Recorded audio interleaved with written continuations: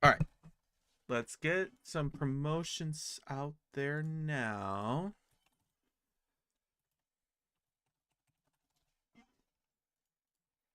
Basically, like Q&A kind of style thing as well. So we got the restream going, chat. All right, so I gotta get Twitch open as well. Don't want to forget that. That's the important part.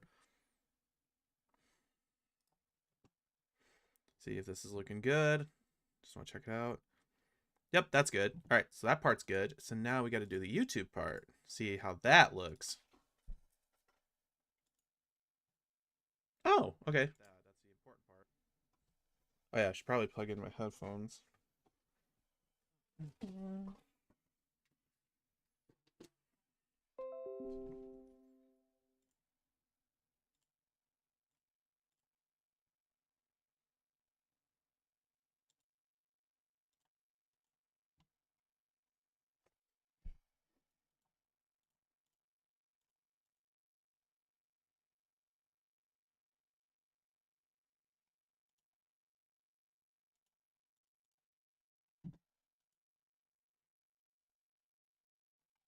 Perfect. No, it's not made for kids. All right, done.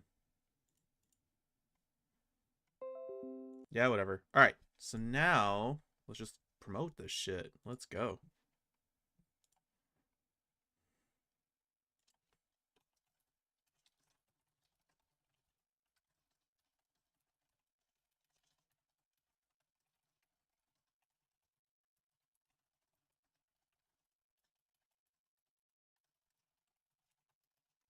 Okay, so first one, let's get.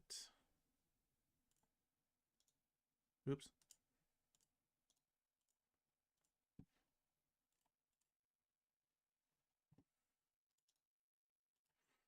Okay, part one is complete. All right. I don't have any sounds going or music or anything like that at the moment. Hold on. I'm trying to promote my stuff. And then YouTube. Okay.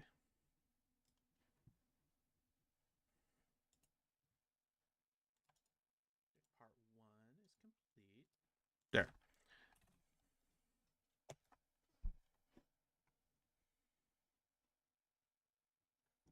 Perfect. All right. So now.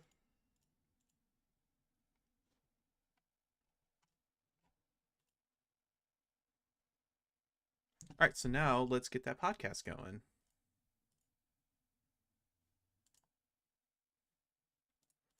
It's on Spotify too.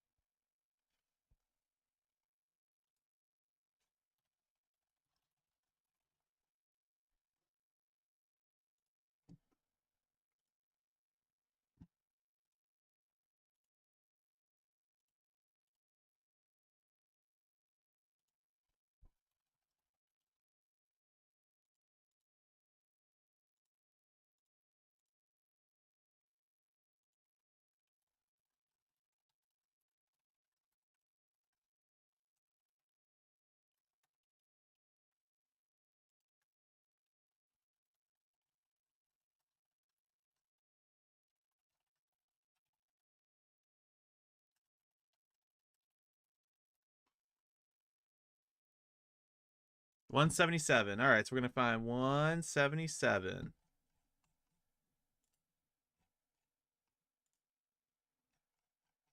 I think I could just type in something, right? Hold on.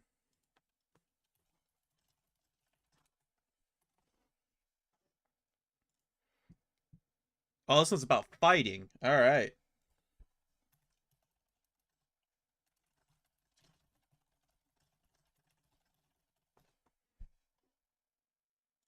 All right. Let's do this. You're listening to an Airwave Media Podcast. All right.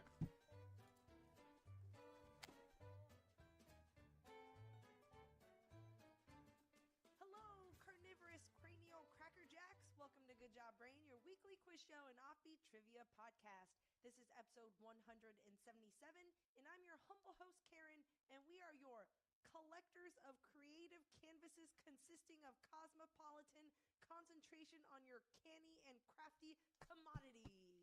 I'm Colin. I'm Dana. And I'm Chris.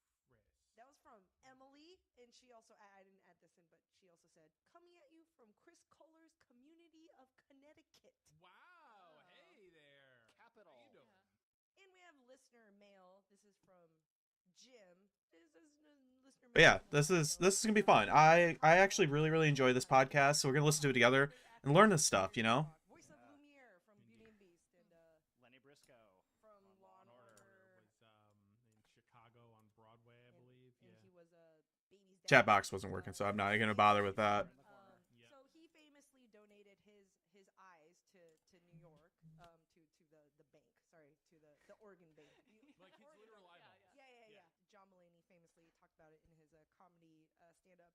I think one of the questions we had was, for any of the eye transplant surgery, or when you donate, or when you receive an eye, how does that work?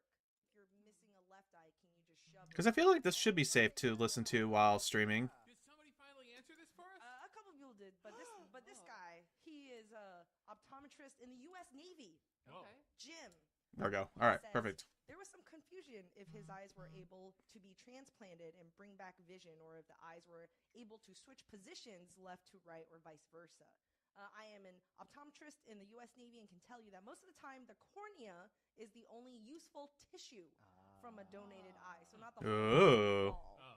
He says the cornea can be replaced if someone has had a chemical burn or other disease that causes it to become opaque. Oh, that's Transplanting interesting. The retina is at this time impossible. So diseases like macular degeneration and glaucoma are untreatable with donor tissue. Okay. As for putting a right eye in the left socket, this is also impossible because of the 6 ocular muscles and the optic nerve wouldn't line up correctly. That makes I'd sense. say I'm surprised. Yeah, I'm not surprised. Yeah.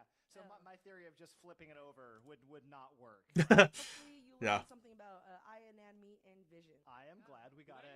Yeah. I am glad. Yeah. This reminds me. Did I ever tell you the one about the guy who lost an eyeball? No. Well, I probably shouldn't. It's too corny a joke. Oh, that was You know, secretly I love it, gross. though. I also like groaning. About Yeah, just in general. It's Groaning's okay. great. I enjoy that. Yeah. And one more. I'm not a podcast fun person by any means, but this Good is actually Job really Brain fun. Related fact. Many people wrote in. I didn't know this. Good Job Brain spirit animal is the beaver.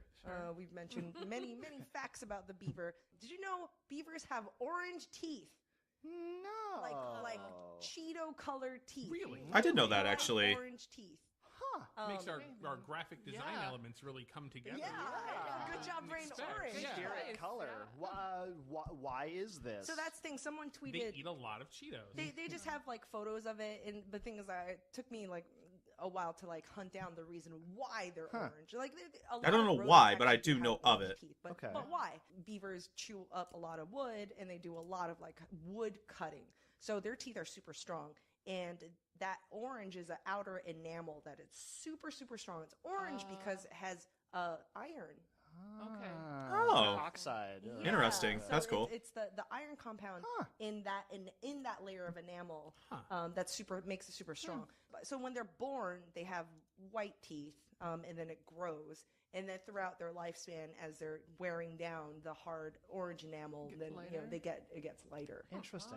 But yeah, bright orange Cheeto teeth. That is just cementing their status as our animal now. Yeah, That's our badass, spirit yeah. animal. For Orange. those Yeah. reasons and more. The front end of the animal and the back end is just Treasure trove. treasure trove of trivia.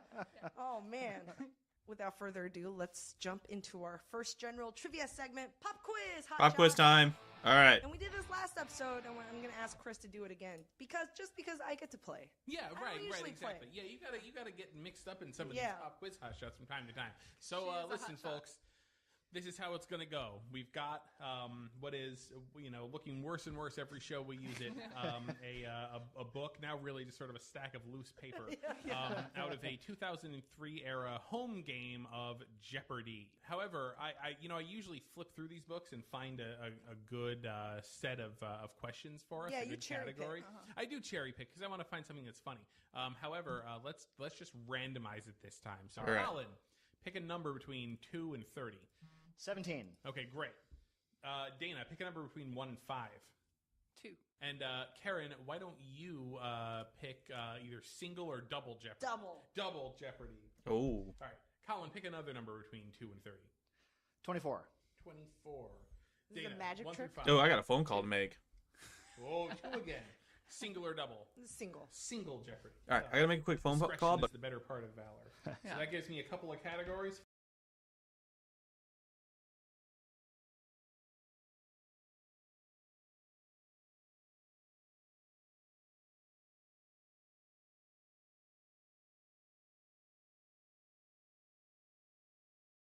oh, yeah, I gotta make a quick phone call though. It's for a bowling alley. Like they're it's for calling for oh god, was it to run a Smash tournament, and they're finally getting back with me. And it's been taking forever, and I'm like, come on now. And then of course now I'm streaming, and they're like, oh, let's call. And I'm like, all right. So wait for them to call, and then we'll talk. I'll mute the mic. Deepum. All these nerds. Look at all of these nerds. There you go.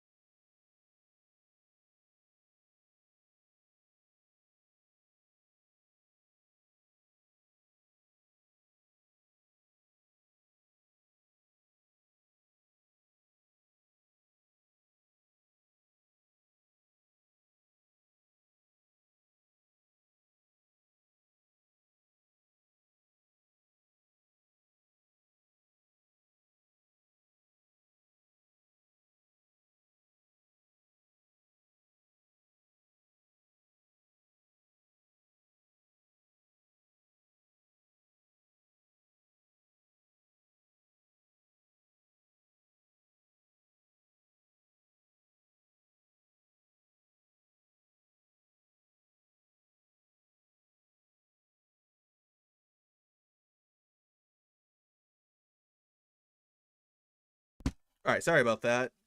So what I've been doing though today is we have a trivia podcast. For us, so Okay. let's find out what they are. That was what I've been listening to. So let's do that together. But anyway, things have been Category great. Is it's a big world. It's a big. Oh no, excuse me. No, it's not because that's. In this episode, it's talking about fighting. So sorry, we don't get to Karen. this big world. But yeah, things are going pretty all right so far. I'm at 200k XP, and I plan on grinding out quite a bit today and just hanging out. 2003. Internet in 2003. All All right. right. This is pre-YouTube. Yeah. This is pre-YouTube. It is Yeah. free YouTube, and here it is. Okay. Oh no, that's car alarm. $400 question. Your very expensive question. Number 1. There's no place like this cozy page. The first page of a website. Colin. Oh my goodness. What is a home page? It is Oh. home page. Yep. In the online world, the abbreviation WWW World Wide Web. Wow. You can also take your items and bank in Web. the placeholder and fill them with Web. bank markers so you can deposit your full inventory. Oh yeah, $1,200. that's true. I could. Yeah, Yeehaw! I could definitely do that. I probably should, honestly. Popular internet directory. Google. Colin. What was Yahoo? Oh, Yahoo at the time. Yeah. Yahoo. Faster banking. That's true. In That is. I don't know. Yeah, you're right. I really do. I really should do for that. $1,600 in internet domain name. Sure. .gov stands for government. .net for network, and .org for this. Organization. What is organization? What is organization? Finally, What else could it be? organs. Organs. Yeah, it's definitely organs.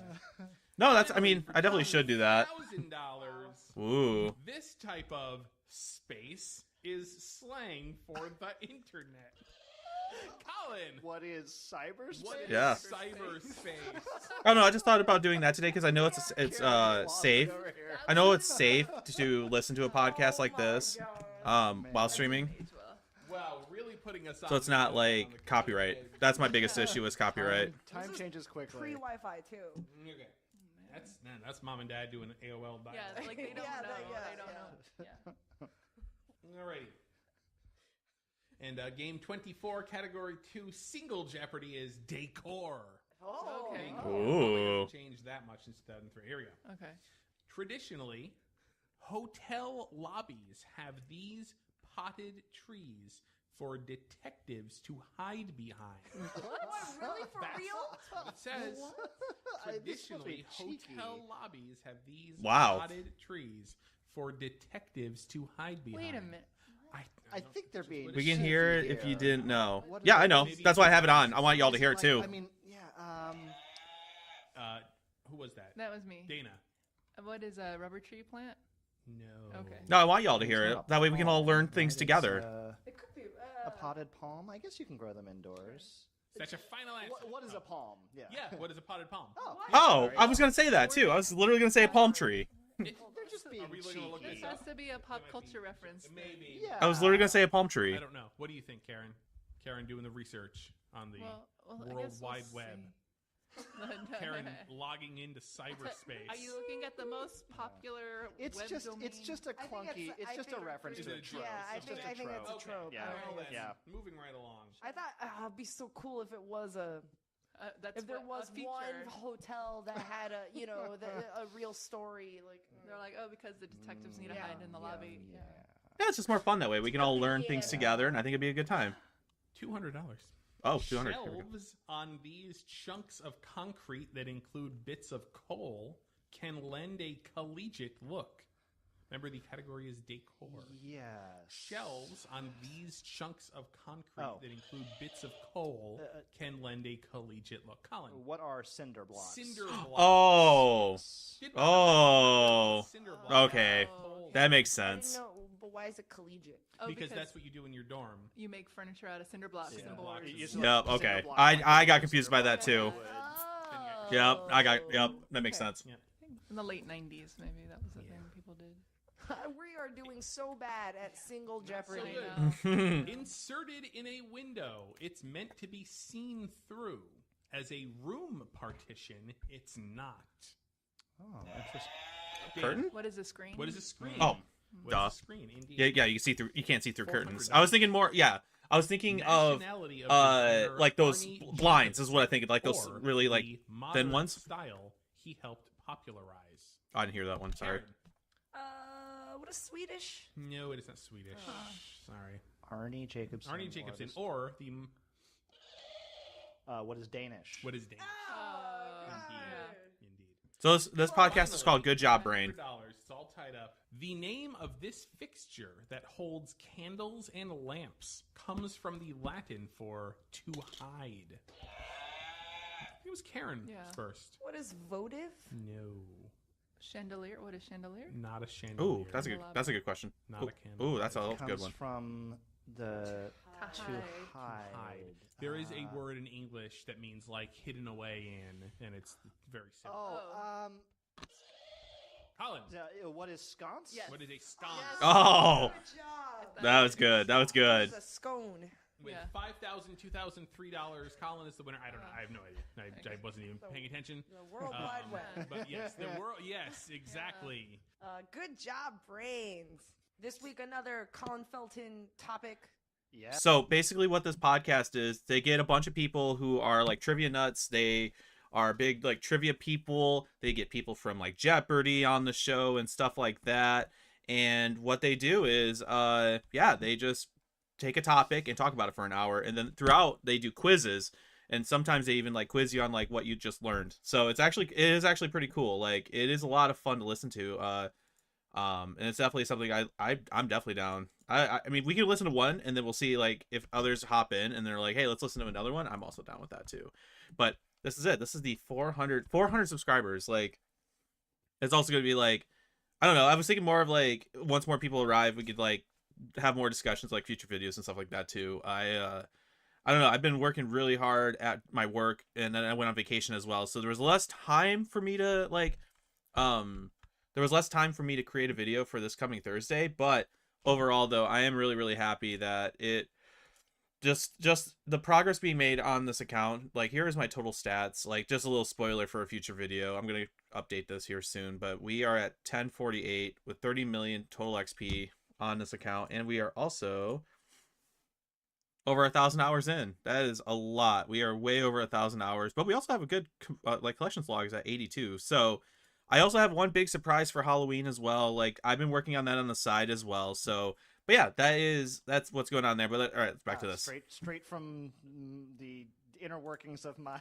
topic brain. I was trying, we've talked in the past about a lot of human interactions, and I was thinking the one interaction, what's going on around us? We got political fighting, there was big mixed martial arts fight. I was realizing we haven't done anything about conflict and fighting. I mean, we've talked Street about Fighter V weapons. gonna come out. Oh, there you go. yeah. I totally. This was get from a that few years as ago. well. Yeah. Well, big in my world. This is I thought from we'd March talk 2016, about by the way. all kinds of fighting, and it can be anything from that for me? martial arts. It to is. using Oh my God, weapons. dunce. So let's fight. Yes. Oh God. Yes. Yes. Oh my God, yes.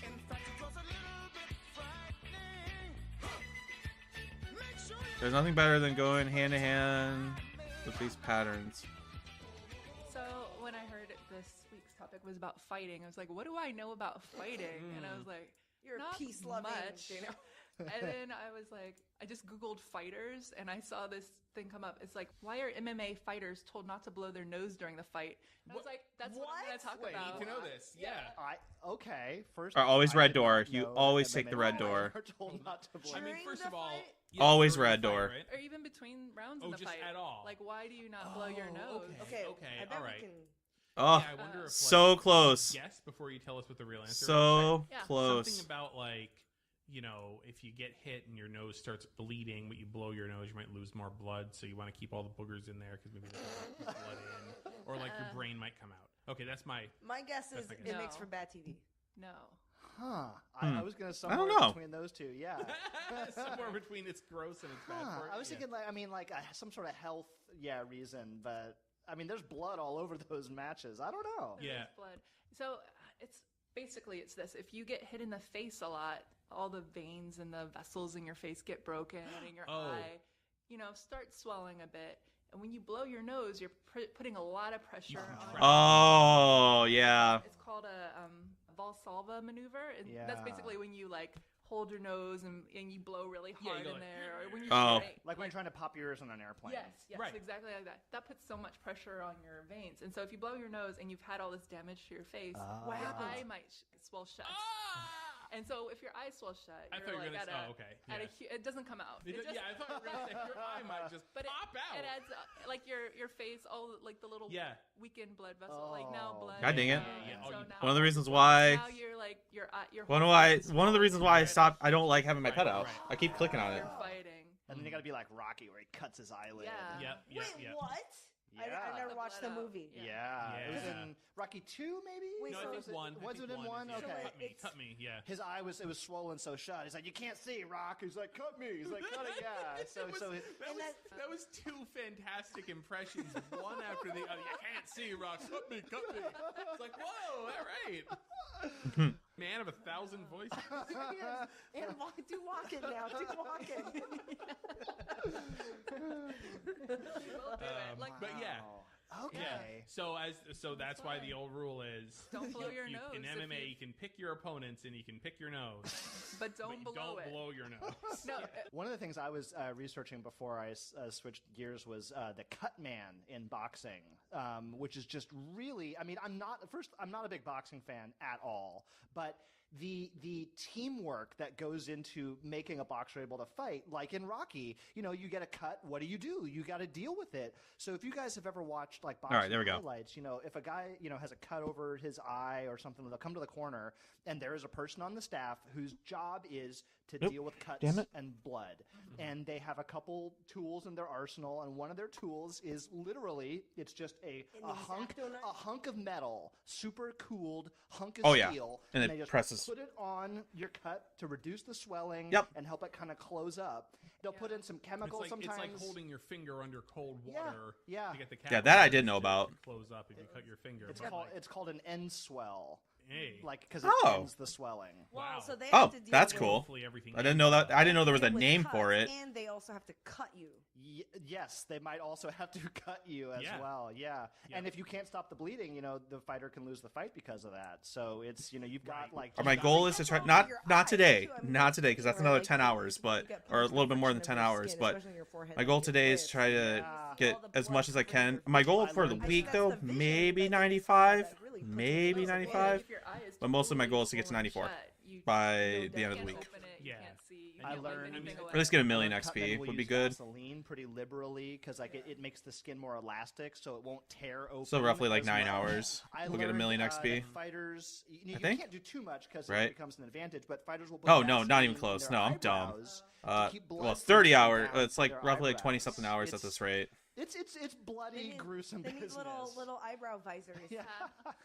now, of course, Oh, invention. in professional wrestling, where sometimes they want to cut themselves. Yeah, they blade so themselves. That blood goes all over their face. They will have little actually, razor blades and they you cut know, themselves. Hide a razor, in their yeah. pants and like cut themselves. Usually in above their eyebrows. gloves, It's like hands, skin- and then like there's pants or such a something. Or the thin kind of referee will layer have of it, and skin then they up cut there, like, themselves. you get a lot of blood from a tiny little cut. Mhm. You get a whole Yep. And that's face control. full of blood. Yeah, that's Yeah. like for show. Yeah. Yes. Yeah, Yeah. right, Yeah. right. Yep. Little goes a long way. Yep. Yeah. That's hard though. If you feel like you need to blow your nose but you can't. Oh, my God. god. That would it's like wanting suck. to sneeze and not getting the sneeze out. It's just so frustrating. Oh. Now I want to blow my nose. I don't know what you do.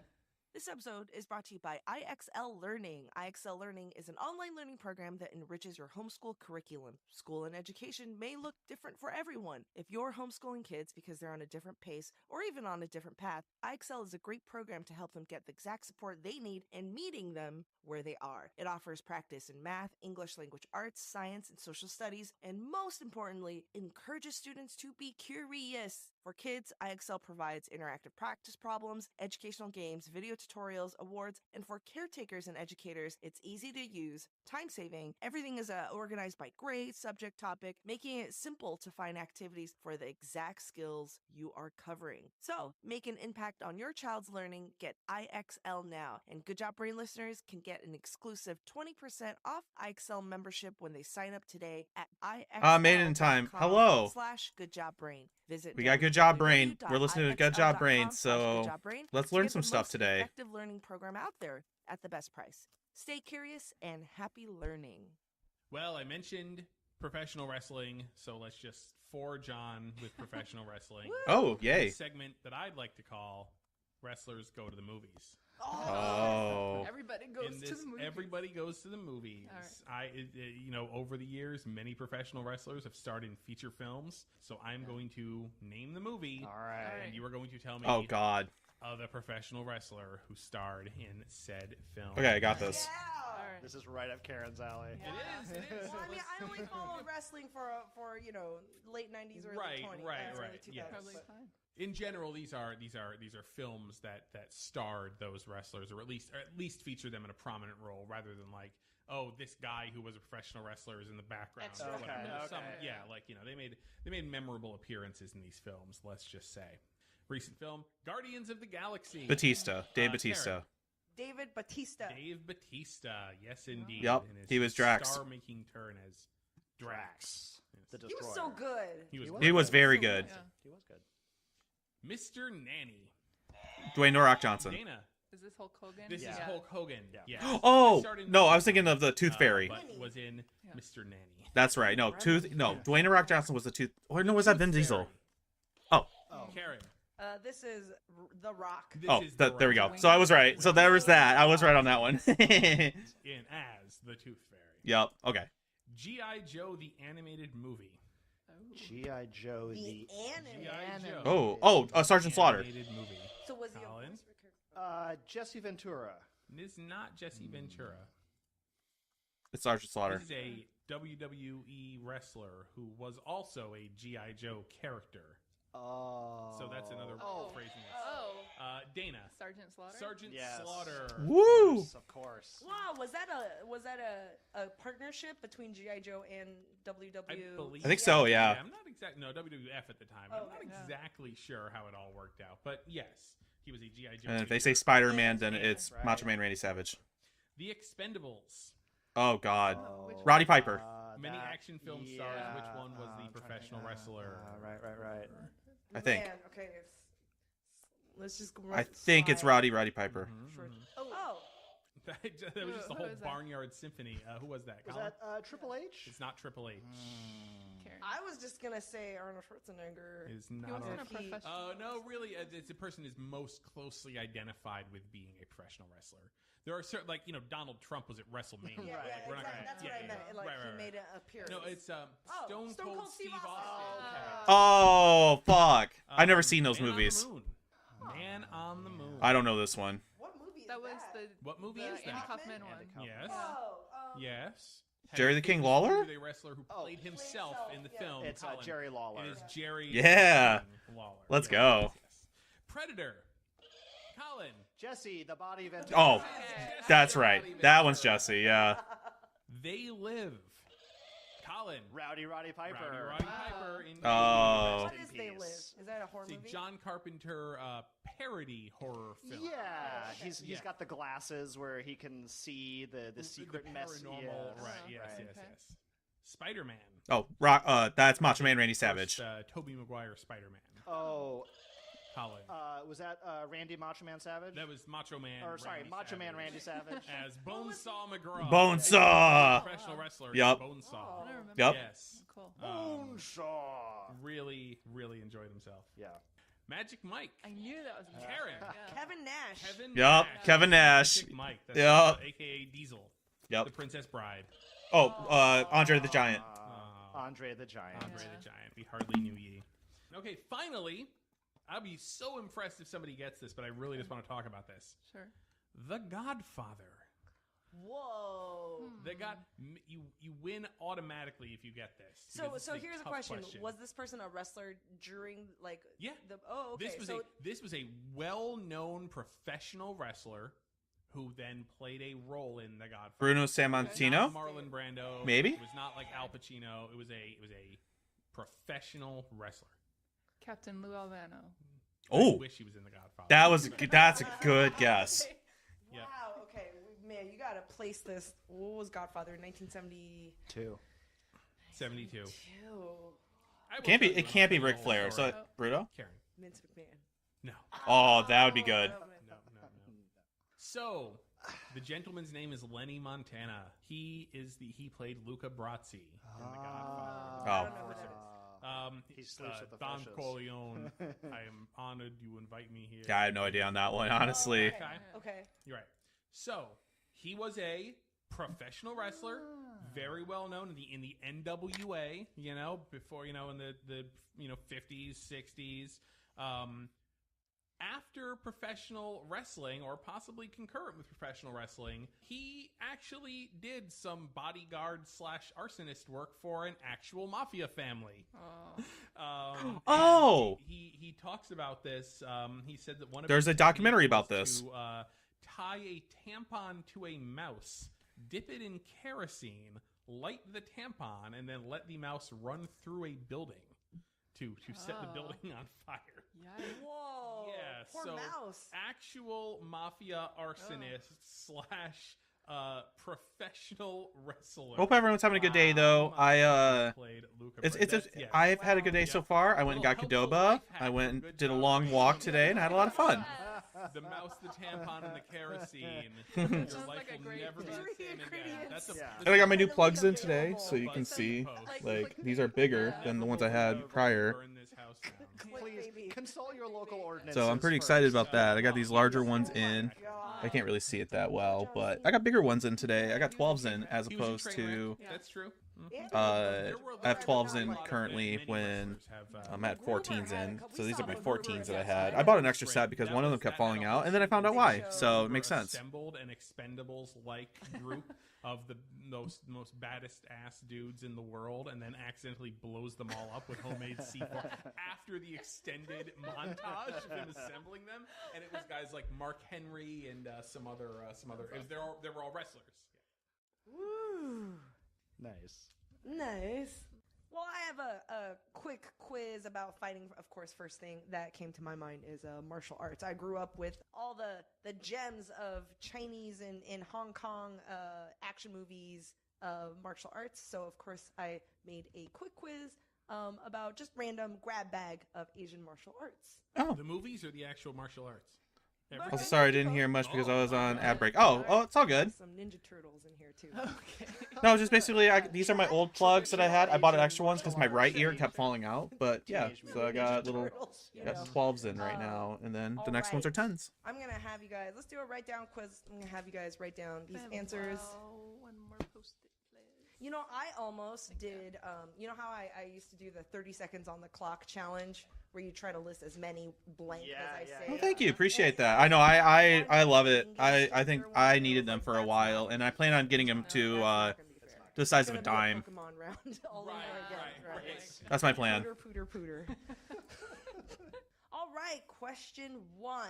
So Shaolin Temple, one of the major base in school and tradition of Kung Fu, and they had 5 original concept styles of Kung Fu that were inspired by animals. Huh. Can you name all 5? Okay, tiger, Say it again. It's tiger, 5 animal panda, styles Yeah. of- turtle. Style Kung Fu. If you watch Kung Fu Panda, Yeah, they actually have crane. the characters, the animal characters. Yeah. but not Yeah, all yeah. of them Crane, are the 5 tiger, panda, One that I'm even. turtle. original. This style. All right. Okay. This Oh, that's style. good. Okay. 5. 5 of them. All right. There is one mythological All animal, right. but I'm sure you guys will get that one mythological animal. Just Dragon. thinking. Yeah. I What was- Asian? What I- Chinese I was mythical fishing. animal? Gotcha. Fishing. Fishing. Think of. Sure, it is. Yeah. It is the Sphinx. No, I'm kidding. Okay. All right, answers up. Chris. Tiger, monkey, Oh, monkeys. zebra, Zebra doesn't live in ram, China. and then you talked about mythical animals, so put dragon. Dana. Tiger, snake, crane, monkey, dragon. Oh, I have tiger, snake, crane, water buffalo, and dragon. It is the 5 original. Tiger, Okay. leopard, Oh, crane, Okay. snake, Okay. and dragon. I got 3 of them. Not monkey. Not monkey. Not monkey, but Leopard. so I got 3 of them. Throughout the years and decades, and Shaolin Temple started in the 1300s in the Ming Dynasty, a long time ago. Hydrate? As Okay, got that you. school progressed, there were more animal styles. With There's a two styles, 0 there's sugar monkey Baja style. Blast. Oh, okay.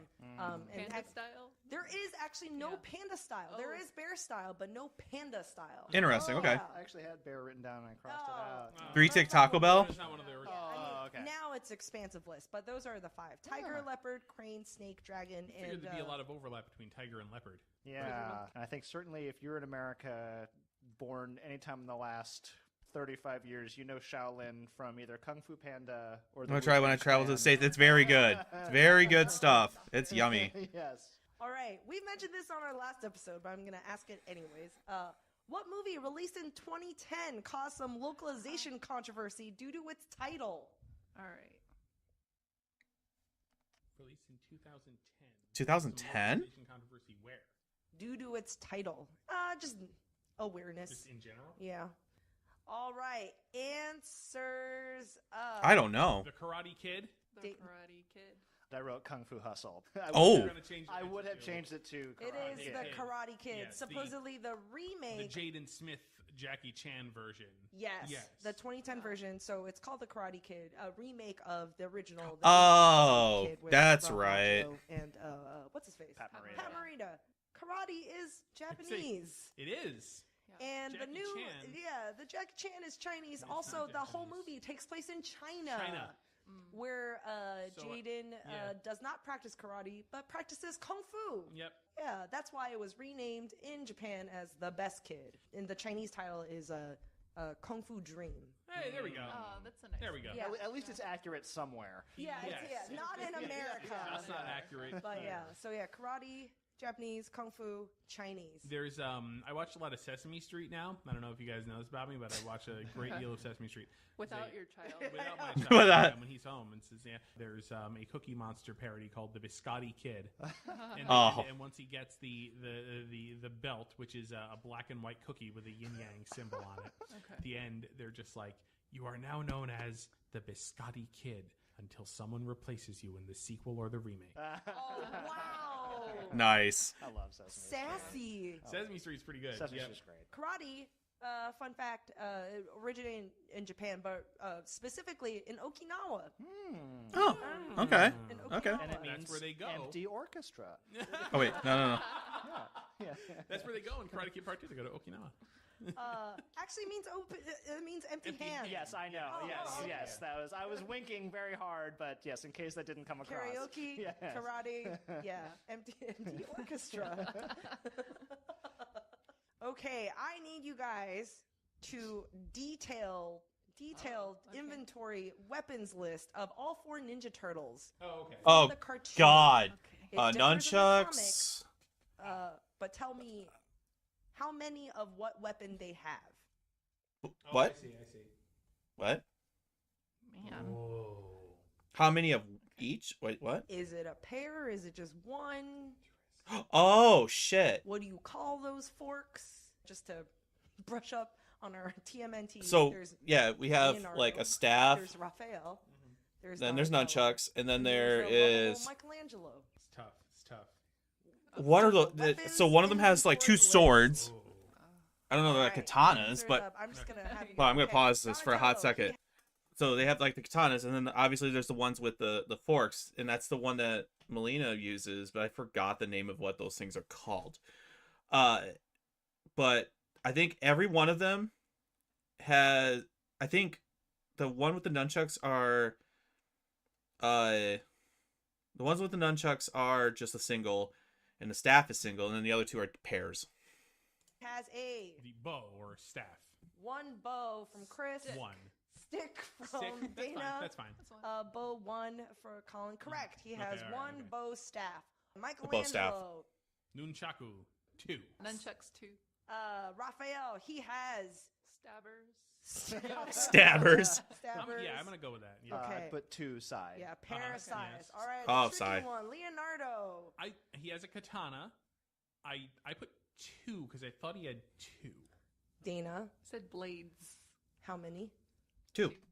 I put 1 sword, so I have no wiggle room for right, myself. yeah, Although yeah, I know traditionally they would have like a long sword and a I don't short know. sword. I don't know. So in one version of the comics, there is a long sword and a short sword. Yeah. Okay. But the cartoon, he has 2 katanas. Hey, I got that one. And if Okay. I mean, at first, when I was thinking it blankly, I was like, I think he has 1 katana, See, I don't but see he has a lot of 2. two-handed- He has 2 katanas, yes. Yeah, 2 Ah. crisscross on his shell. Yup. Sense. Which is weird because his shell's curved. I don't, So Donatello has the 1 staff. Yeah, so Donatello's Yeah. the only one with 1. Oh. Doesn't make any sense. The shell's curved. The shell's curved, so how so does where he do, have... how are they crisscross on? Yeah, them? They exactly. go They would underneath only the shell. they would only tangentially meet the shell at like 1 point. at Yeah. the top, and it just Yeah. sticks out. Right. Yeah, doesn't Yeah. make sense. It's super awkward to like get on the subway. All right. What if it goes inside the shell? Like his back is not That's connected his body. to the... Like that's no. This is not slice his body. Yeah. Bonus point, you don't have to write this down. Does anybody know Shredder's real name? Yes. What is it?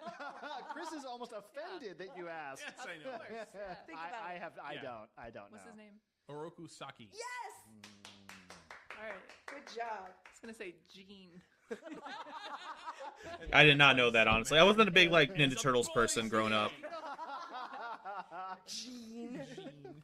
All right. Gene. Okay, next Gene question. Edith Shredder. In this Asian martial arts grab bag quiz, Bruce Lee, famous icon. Yep. What city was he born in? Oh, wait, I didn't hear the question. Hold on. All right. Gene- Okay, next Gene question. Edith Shredder. In this Asian martial arts grab bag quiz, Bruce Lee, famous icon. Yep. What city was he born in? Oh, I have no idea. Bruce Lee, I have no idea. That's a good question. cultural icon, helped popularize, bring the art of Seoul, Kung South Fu. Korea. Played I don't know. Kato. Honestly, I have no idea. Born it. Okay. Looks awesome in a yellow jumpsuit. Yeah. Yeah. That's true. This is a guess. All I don't right, know. here we go. Chris says Shanghai. Dana says San Francisco. Colin says San Francisco. It is San Francisco. Oh, that's cool. Yeah, I couldn't. Why I knew do I he. think- he I had grew no up in idea, to be America, brutally but I honest don't with know you. if he came over like. Born in America. Because I never really very watched any affluent Bruce Lee individual. videos or anything like Family that. spent I've never, money you know, I was, to come you know, back I was from still America. pretty He young when those settled movies up came in out. Washington. But it was never something I was into. I never really watched a lot of movies as a kid, And he was so a small-ish guy, He's right? a small guy, Yeah. but then when he's in his little yellow jumpsuit or topless, you're like, wow, those are all muscles. yeah. Those are Yeah. all muscles. Of course, his size is even like kind of exaggerated when he did that fight scene with Kareem Abdul-Jabbar, Right. he's as long as his leg. Yeah. All right, last question, another celebrity question. This is it. What celebrity couple? So 2 names I'm asking for. Okay. She has a Taekwondo first dan black belt, and he has worked as a director and producer once for WWE. They now provide voices for the Star Wars animated series Rebels.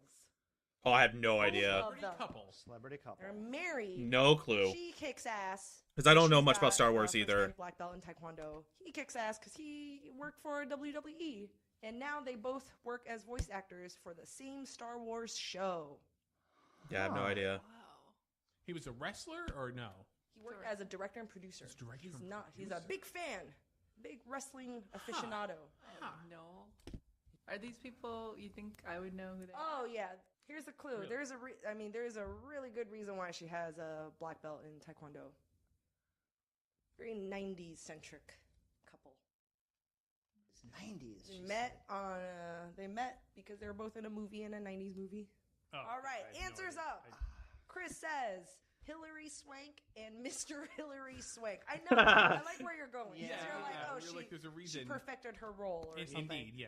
Colin, I was going to but- go Hillary Swank and whoever she's married. I have nothing. Mr. I have Hillary no good Dana, guess. you So said that's why I was asking about the divorce. I was like Jennifer Garner and Ben Affleck. Oh, from Daredevil, because maybe? she Yeah. She maybe was would Elektra. know. Yeah, Yeah, okay. Sporty. it is Sarah Michelle Gellar and Freddie Prinze Jr. Oh, word. Buffy the Vampire Slayer. Yes, she has a first dan black belt in Taekwondo. I didn't know that. I didn't know he was a director. He Wow. is a big wrestling fan. That's and cool worked for some knowledge of right the there. That's sweet. pay-per-views and specials. That's sweet. All right. A couple stuff. I think I knew that from you telling me Yeah, I that. think I talked about this on the show before. Ah. And funnily enough, they both are voice. He has a super major role in Rebels, which is the more recent Star Wars cartoon. That's cool. Animated series, and she is the Seventh Sister, which is one of the guest characters. I did not know So, that. yeah, so it's weird that they're both on. And yeah. they were in, what were they in together? They I were Know in, What You Did Last Summer. Okay. She had Oh, a that's cameo in right.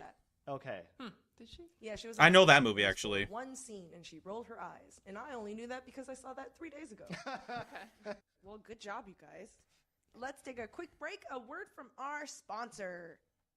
To everyone who is a cheese lover like us, Culver's is the place for you. Culver's. Team member Sephora, and I get to celebrate my love of cheese with order head on Stores now. More cold And it's about multiple hands, great All right. prices. That's why you Skip the rap. advertisement.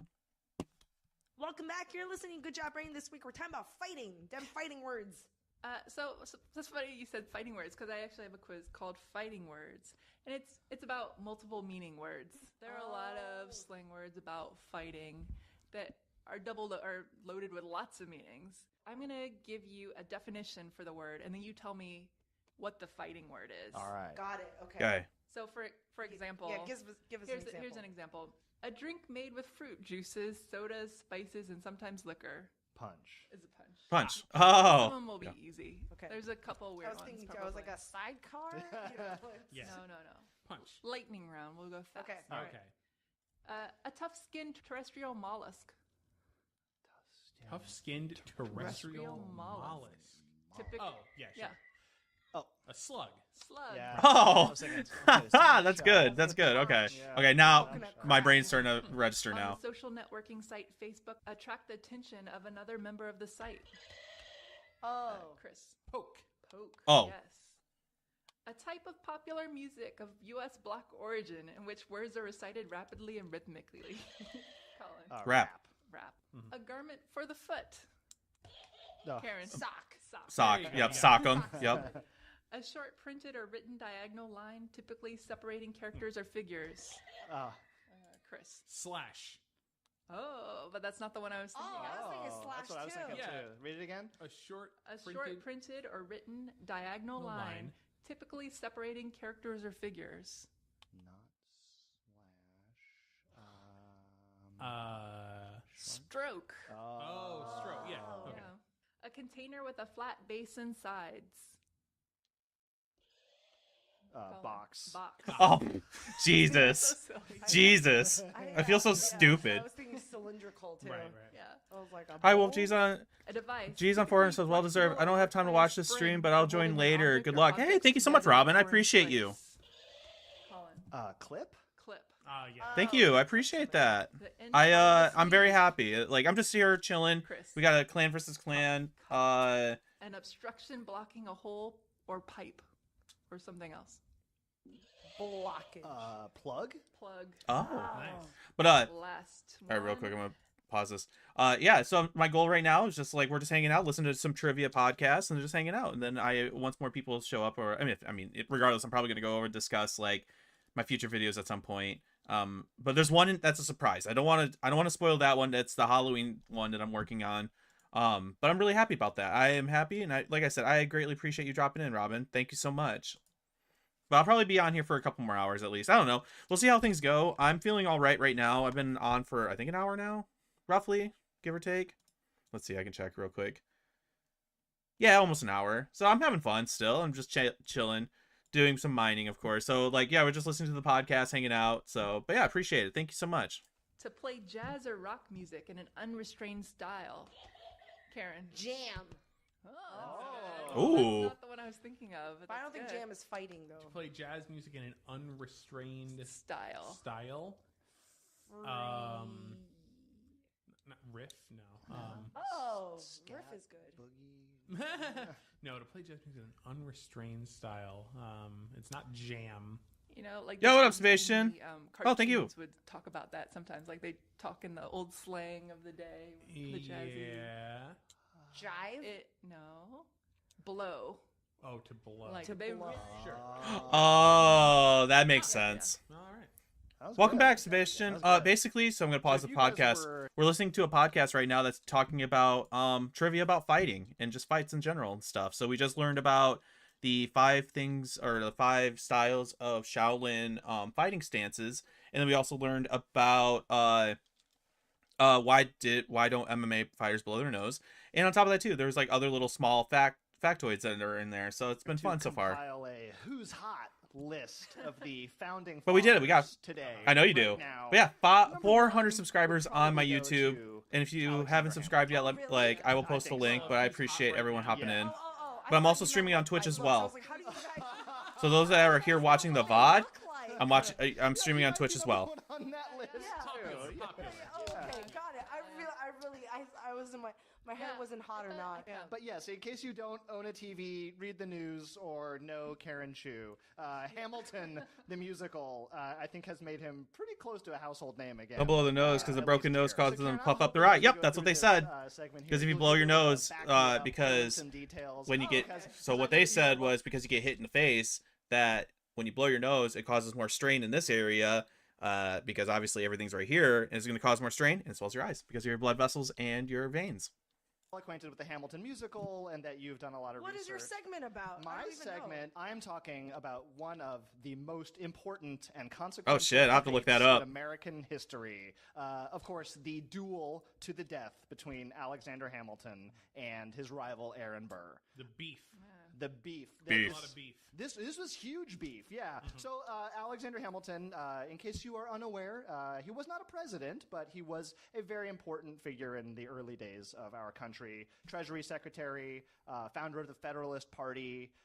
He's also on our $10 bill, although he didn't know that at the time. And importantly, he had a very, very extremely contentious history with Oh, Aaron we got a new Burr. subscriber on Did not YouTube. like Thank you each so much other, to whoever rivals in subscribed to the every YouTube sense, channel. Thank you. undermining each other, That's 406. backstabbing, political scheming. They, of course, beef got to such Thank a you point so much. that they had a duel, shooting duel, and Alexander Hamilton died from the injuries in that duel. Yes. If you grew up in America in the early 90s, you probably heard it in the Got Milk commercial. The very, very Yes. famous. The guy's eating peanut butter, and there's a radio calling contest to identify the person who shot Alexander Hamilton. But the guy is eating a peanut butter sandwich. Oh, you and couldn't say and he anything? doesn't have any milk, and he's just like...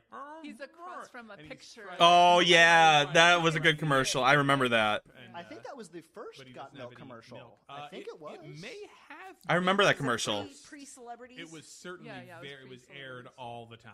But I got new Yeah. plugs in I have to today, say, so I'm a those are little here. ashamed how little These I are my knew 14s that about I had. I this bought duel. extra ones I mean, I because knew what one of them kept happened. falling out. I knew that it was a big deal. It's not even funny. Hey, that's Here's where I have cool. to give you a little bit extra information. Karen, But, you know this as well, I got but these new ones in went now. To Alexander Hamilton High School. Hold on. Like, I'll try to get. my Well, I'll just do high this. school was Nice little zoom named in. after There it this is. man. Look at that. And I have to Little tell plugs. You, like, they went These are all in 12s on the currently, so I'm theming. trying to So, trying to like, get these our school going. paper was the I got them on both ears, Federalist. of course. So yeah. there's the other one. Our mascot was the Yankees. Oh, and the we one's had a in. little They're kind of, in. like, fighting And I'm really fists happy up with them. version Maybe of Alexander Hamilton. He should have been at it with the gun. Right. Our LA. It was so nerdy. Our honor society was called the Nevians. I don't even know. The Nevians. Get because this all that's set where up he's again. from. There we He go. was Good enough. born on the island of Nevis. Yeah. Wow. But yeah, there we go. And they were But yeah, that's what I've been all in doing. I've been Hamilton, stretching out my Hamilton, ears. Hamilton. Been wanting to. Did My you best catch any friend. of that, like, Where growing he up? can name Well, every. they had to Damn. explain to us That's a why nerd. It was called Oh, the got it, got Nevians, and you know they would go out of their way to give us a little bit of the Alexander. Here's my Hamilton nerd stuff. I got a history, 5x5 but, cube. You know, I don't know if they either didn't tell us much about the duel, or maybe I was just a high school kid not really paying attention. So I fell into a rabbit hole about. I also have a dueling Rubik's Cube. and Woo. learned I know how to so solve many this things that I one. did not know. So, I kind of know how you to solve rather this. than I'm not really quiz fast at it though, but I or can a solve trivia this. I do know how to solve this. This segment is just And then I have a called, square one, which I can't believe don't know how to didn't solve know yet. I that. bought it, and I need to learn how to solve it. So But- these are some of the things, Karen. You may know these This from is how I felt about the molasses thing in Boston, where the Right. molasses massacre. It's like, how have I not heard about this? In my whole life. Why has no one told I would me? tell you, I got my So MCC why cards. don't we just- Oh no, you did just not. A little bit of the background on the beef, right? I mean, we could have a whole show on the beef between these two guys, but in a nutshell, the major points are they were rivals, Hamilton and Aaron Burr, in the early days under George Washington. And when there was a tie vote for president between Thomas Jefferson and Aaron Burr, Hamilton really pushed really hard to give the election to Thomas Jefferson. And Burr just really never forgot this. Honor was insulted. They went to fight their duel. All right. Now we get into the sections here where it's like, I can't believe I didn't know this. All right. So in 1804, they were both living in New York at the time. They, on the morning of the duel, they rode across the Hudson River to Weehawken, New Jersey, because dueling was illegal. in Whoa.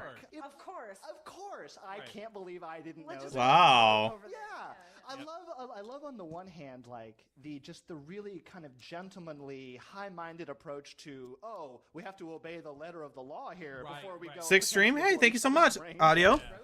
Well, Just trying to hang out. We're listening to this new podcast. Well, not really new, but listen to a podcast. I'm not a podcast person by any means, but this is super fun to listen to.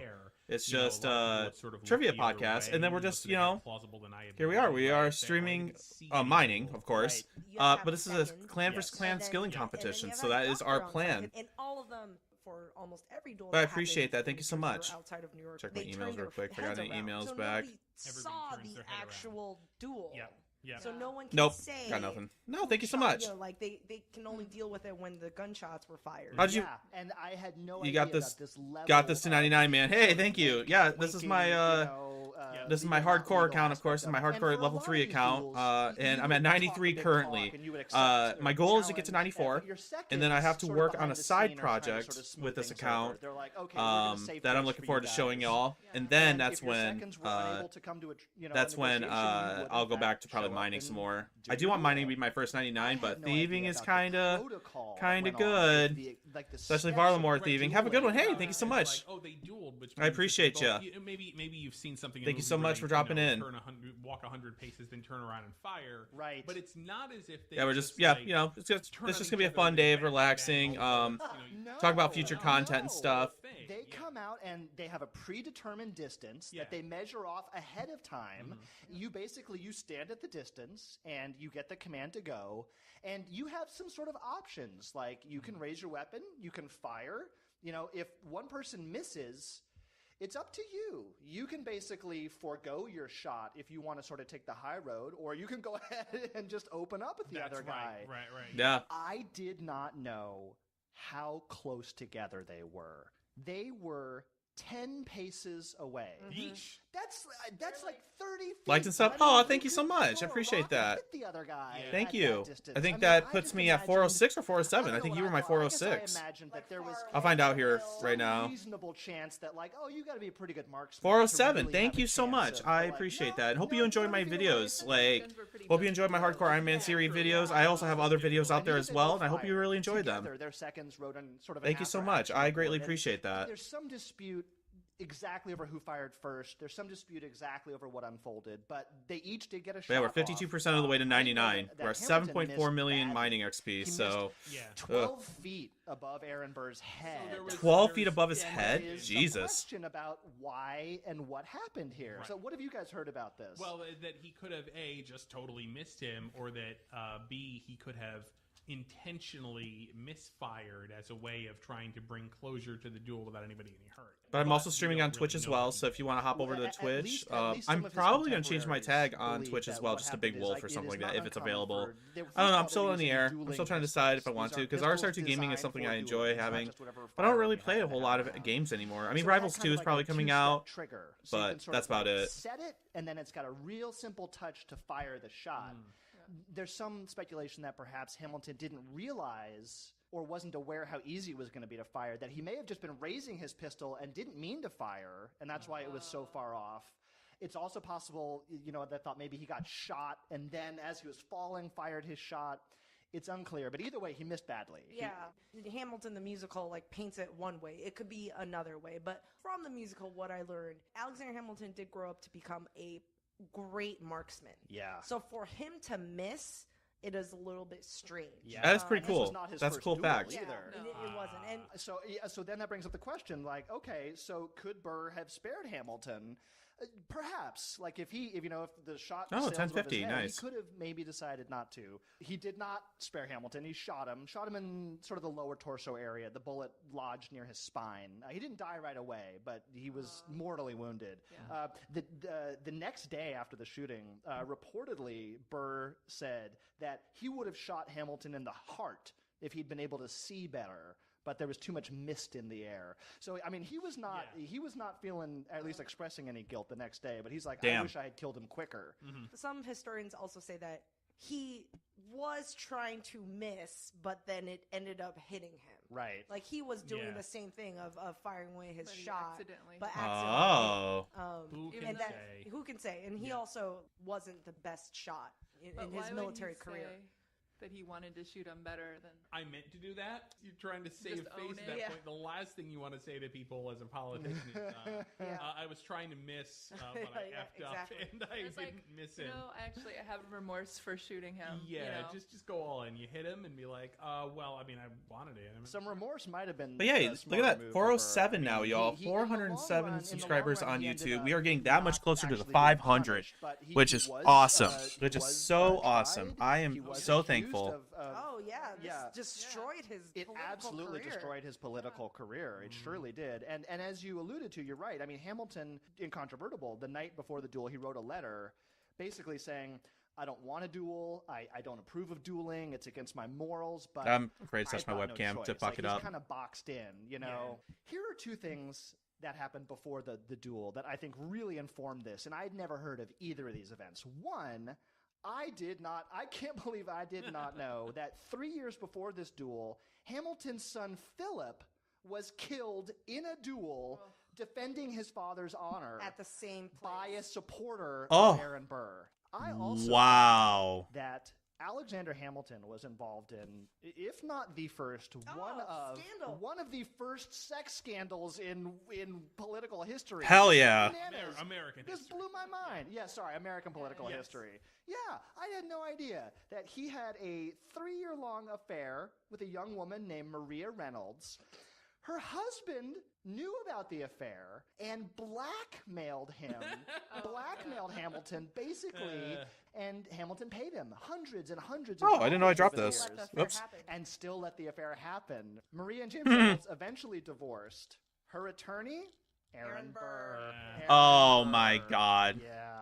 Wow. It was just these guys were on, I think, just a collision course toward each other. All of these things make this event much more fascinating than I That ever is thought actually it really was. cool stuff. That was just two dudes on a hill. You know, I mean, I knew that dueling was once upon a time a respectable way to settle matters of honor. It's like such a waste. It's so Yeah. frustrating. Yeah. Like, oh my god. No, but Stop talking at to that each time other. they knew too. I mean, this wasn't like you're dueling with your glove and you throw it on the ground and you have swords and you stab each other. Like, you know, most duels never made it to Right. the pistol. It's true. It's It's talk, true. talk, Through talk. all of the All right, motions, whatever. And we you can know. both agree that Yeah. we're both going to save face because of something that happened, and you fired in the air, and I fired Yeah. in the air. And, Yeah. You know. Yeah. And it's The weird to whole, like- think, in the late 1700s, early 1800s, that like dueling is still a thing. Yeah. It just seems, Yeah. and they knew it too. Like you calling it barbaric or whatever, but they still did it because of tradition. Right. Yeah. Just It's like you didn't become president because not enough people like you. Get over it. Yeah, Like, yeah, I yeah, talk yeah. smack because you are like worthy of smack talk. You're terrible. Yeah. Get out of here. Right, right. So in Colin's notes for this topic, one of the things was Yeah, wow. animal fighting. And he was like, well, that's not great because then all the animals die. It took me a while to find a cool animal fighting thing that is nice to the animal and nice to the humans and just a That's awesome, interesting. spectacular event. All a right. spectacle. Wonderful. Feel good. Feel Yeah, good. It is feel good. A lot of these things are not feel good, but I found true. this one feel good. It reminds me of real life Pokemon. Let me tell you, I found out this thing called the Spider Derby. where they, instead of, like cockfighting or dogfighting, it's spider fighting. Oh, jeez. Okay. Yeah, but it's spider versus spider. Okay. It's practiced in a lot of Asian cultures. But in the Japanese culture, explicitly what you call the Kumo Gassen. I don't know. Okay, spider fight. Spider fight. Yeah. Is an annual traditional event in a city in a town called Kajiki in Japan. They do it every year for the past 400 years. Okay. It's an old ritual and tradition. What it is spider fighting, but these spiders are like celebrities and they're beloved and all the kids love them and people have them as pets.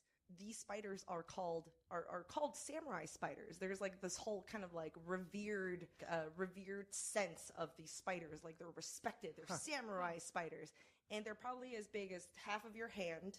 And they're quite beautiful. I mean, I'm sure if you're scared of spiders, it's kind of scary. They're black and they have a beautiful like yellow and white striping on their belly, on their abdomen. Every year, the kids would bring their spiders, or families or grown-ups would bring their beloved spiders for the spider fight. And what happens is the fighting portion, it's actually pretty simple. So there's a judge who's in traditional Japanese dress. Okay. There is a horizontal wooden stick. So one spider would be on one end, the other spider would be on the other end. The judge will use his hand and kind of cover up in between so that the spiders can't see each other.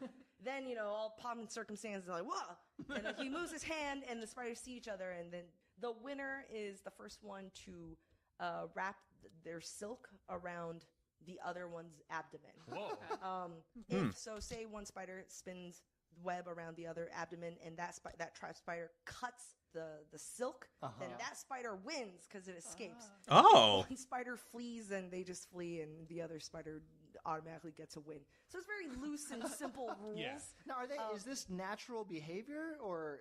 They do. They're web spinning female spiders. Oh, They're a little bit more interesting. aggressive than their Okay. male counterparts. However, this is the key thing. The judges are super careful to ensure that they're not injured. That the spider fights, they stop before anything happens. Throw in the towel. Yeah, or they'll rule one winning. Okay, spot that's before cool. At least the anything goes spiders are south. safe. So- They're not getting so killed the in the spiders are process. alive. Because they're kids' pets. Yeah, because they're That would be pets. awesome. Yeah, And okay, that's like, cool. seriously, like I was looking through a. All right, that's super cool. That had me worried. I'm not gonna lie. I was worried that it was gonna be like draw pictures with they're gonna crayons die or and something. They love their spiders. It's so cute, and they're like the pride of their town. And at the end, they would have like different award. They have an award ceremony for like best spider or the. Okay, round that's good. robin That's a tournament, good whoever thing. Wins the tournament, and they get like a big giant Best little- newcomer. Yeah, rookie spider. And it reminds me totally of Pokemon, because the thing is, in Pokemon, the monsters battle each other. Yeah. The monsters never die. They get tired, right? So even Right. if you defeat one monster, it just goes back to its ball and it's tired, and you have to go, go to the Pokemon Center and revive them or get them healthy or whatever. No spider dies at the hand of another spider. Good. Or the That's good. human. That's good. I can't say the same for the other spider derbies I've read about. Usually it's fight to the death. And I'm not a big fan of spiders, but after seeing this, I was like, oh, that's kind of cute. I love I spiders. want to hold one in my hand, but I think I could appreciate this. Yeah. I love spiders. so I would love to get a how pet do you- spider. I'm not gonna lie. I think that'd be But, fun. like, what's the lifespan of one of these spiders? Like, can you Oh, be I'm like sure I the can look it up. grizzled veteran of Yeah. 3 battles? Yeah. These spiders, sometimes they're just caught. You can buy them, but it's not like a special, breed that There's you no gotta the pedigree. invest. Yeah. There's no paperwork for the lineage of the spiders. Oh, sired by this champion. Yeah. So I Previous creep the champion. heck out of me. What That's fair. spider I mean, that's lays fair. I so love deep? spiders, Some just spider because I love. understand their Alright, purpose and to that's the our world. show. Thank you guys for joining me, and thank you. There we go. That was the end of that episode. What do you guys think? Should we do another one, or should we just like listen to something else? I'm down to listen to one more. I used to have frog battles as a kid. 2 frogs in a chalk circle. First frog to get 3 hits or shove the other out wins. And hey, I mean, as long as they live afterwards, that's cool.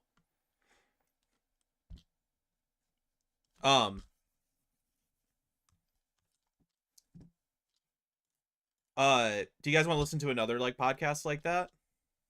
Did you guys think that was fun? I thought it was very fun. Loser gets a free, winner gets a, but with a worm for payment. Oh, okay, that's good then. I don't know what y'all think. I enjoyed that podcast. I listened to 2 episodes so far. Oh, I do understand them, but for me, they scared me a ton. Last time I had my cat drop one on my leg and I screamed like a princess. Oh, I mean, that's fair. That's scary. Like, it's one thing when you know the spider's there, and then you're like, okay, cool, I see the spider, but it's another thing if they just drop it on you and you're like, oh, okay. Or they just fall on you or something. But I like spiders. I think spiders are super rad. I truly enjoy spiders. Like, they're just cool ass bugs. Or arachnids, sorry. But yeah, if you guys want to, let's see. One of you choose a number between 1 and 215. I think that's what. Oh no, 252. Oh wait, no, holy shit, wait. Oh, never mind. Exploring satanic phenomena. All right, that actually sounds interesting. I might listen to that later, so I'm gonna listen to that later.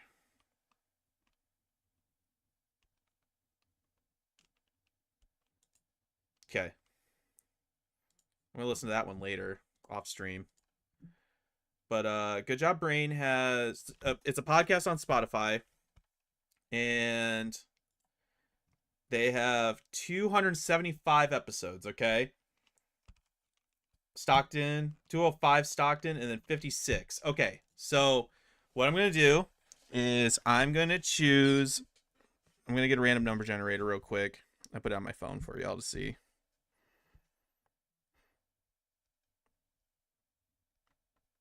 And we're going to do best of 3. Where is it? There it is. Okay.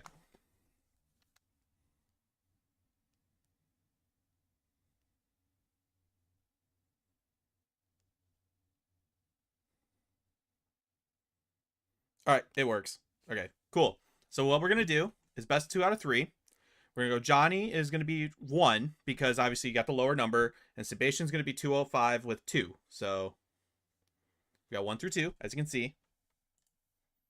There we go. So best of 3. So first one to come up twice gets the next podcast number. So all right, so it's Johnny. Oop. Johnny. Okay, so we're gonna listen to Johnny's, and then if we're still streaming, we'll listen to Sebastian. So episode 56. What is episode 56? Your body is a wonderland is what this one is. The human body is truly amazing. And so there we go. So we're going to be learning about the human body. That is number 56. Oh, hydrate? Okay, I got you. I got a voodoo flavored, god damn it. I got a voodoo flavored Mountain Dew chilling here. So here we go. Number 56, y'all. This is from April 2013. You're listening to an Airwave Media Podcast. I know, right? That's pretty funny.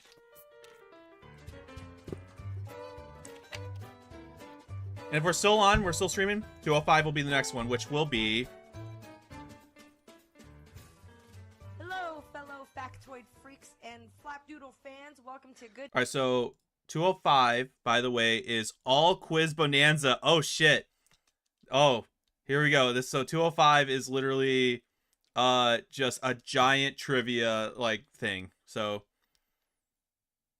because trivia, homecoming rally. All right, yeah, so it's just a bunch of quizzes. So I'm excited for that one too. So we're going to learn about this one, and then we're going to hop right into that other one because I'm excited to see. Good Job Brain, your weekly quiz show and offbeat trivia podcast. This is episode 56, and of course, I am your humble host, Karen, and we are your placid platoon of pleasant people pleasing to present plenty of pleasurable podcasting. Whoa. That was submitted Damn. by a listener, Bethany. Thank you. Thank you. A Nice. free That was good. donation. That was good. I'm Colin. I'm Dana. And I'm Chris. All right, let's jump into our first general trivia segment, Pop Quiz Hotshot. Pop quiz. In this segment, I choose a random Trivial Pursuit cards, and you guys have your barnyard buzzers and see if we can answer some of these questions. Here we go. Blue Wedge for geography. St. Basil's Cathedral, whose architect, according to legend, was blinded so he would never again create anything so beautiful, is in what city? Oh. I think this is in Russia. Do I have at least the country right? I can Yes. Okay, God, what city is it? St. Petersburg? St. Petersburg? Moscow. Oh. I bet you Yeah. St. Peter's Cathedral is in St. Petersburg. Just me. It's funny, actually, just quickly about the blinded architect. That story you can find attached to many famous structures throughout history. It's really hard to substantiate. Oh shit, I knew this one story. Which one was it? I'm not sure. History or archaeology. Almost every famous building has, and the architect was blinded, so he could never reproduce Yeah. this work of art. Yeah. What a drama queen. The guy who built this Arby's was blinded because It was the best Arby's you could ever be. All right, pop culture pink wedge. What band offered online pay what you want pricing for their 2007 album In Rainbows? Oh God, you too? Dana. Radiohead? Correct. Fuck. Radiohead. I knew that one. I knew that one. Shit. U2 was the one that. Oh, And I think okay. Now I remember. The reason why I said U2 was because U2 was the one that anytime you downloaded iTunes, that album, U2's album, would automatically download and play on your devices. So that one I knew. That one was the U2 part. Okay, so my bad on that one. Indicated. I think I remember reading that the average price settled around $9. Yeah. I think out of all the donations, which Yes, they all felt the- was a fair price. to all the skeptics who said people are just going to pay a penny. Right, were- and there were. Yeah, there were, but they were outweighed by other people paying like, oh, I'll pay $200 because I love you guys so much. Yep. All right, yellow wedge. What civilization was sustained by farming on artificial islands called Chinampas? Chinampas. Chinampas. Chinampas. What civilization? Oh. I'm guessing Aztecs? Correct. Ooh, that was good. That was good. Probably Kinampas. Probably. Okay. China Empass. I vaguely remember it from world history. All right, purple wedge. An Argentinian man left a bequest to a theater company in 1955, provided they used his skull in what Shakespeare play? Hamlet? Chris. Hamlet. Yes. Woo! Got one. Got one. All right, green wedge for science. What odd mammal's name comes from the Greek for flatfoot? Platypus? Colin. Is it platypus? Yes. Platypus. Bam, let's go, All right, dude. Last question, orange wedge. What clear malt beverage hit the market in the early 90s? Crystal Pepsi. Chris. Zima. Oh, Zima! Oh my God, I totally forgot about that one. Holy shit. They changed hands. They Oh, I totally forgot about Zima. Oh. Smirnoff Ice. Right, Yeah. sure. Oh. You guys ever have Zima? Oh yeah. What did I say? Oh, they said malt beverage. I'm sorry. I totally fucked that one up. But it did not taste very good. I remember, so I have had Zima, yes. All right, good job, Brains. So this week, our topic, I got inspired by Chris. Oh, thank you. Because Chris, you got really, really sick. Yes. Oh, we're not doing the incredibly handsome people topic for next week. Just the sick people. Yeah, I decided that it would be a fun idea to be violently ill on an airplane, on a 6-hour airplane ride. Oh, And I shared that story with everyone, and Karen's like, well, let's talk about all the ways that the human body can mess you up. Yes. So this week, we're talking about the human body.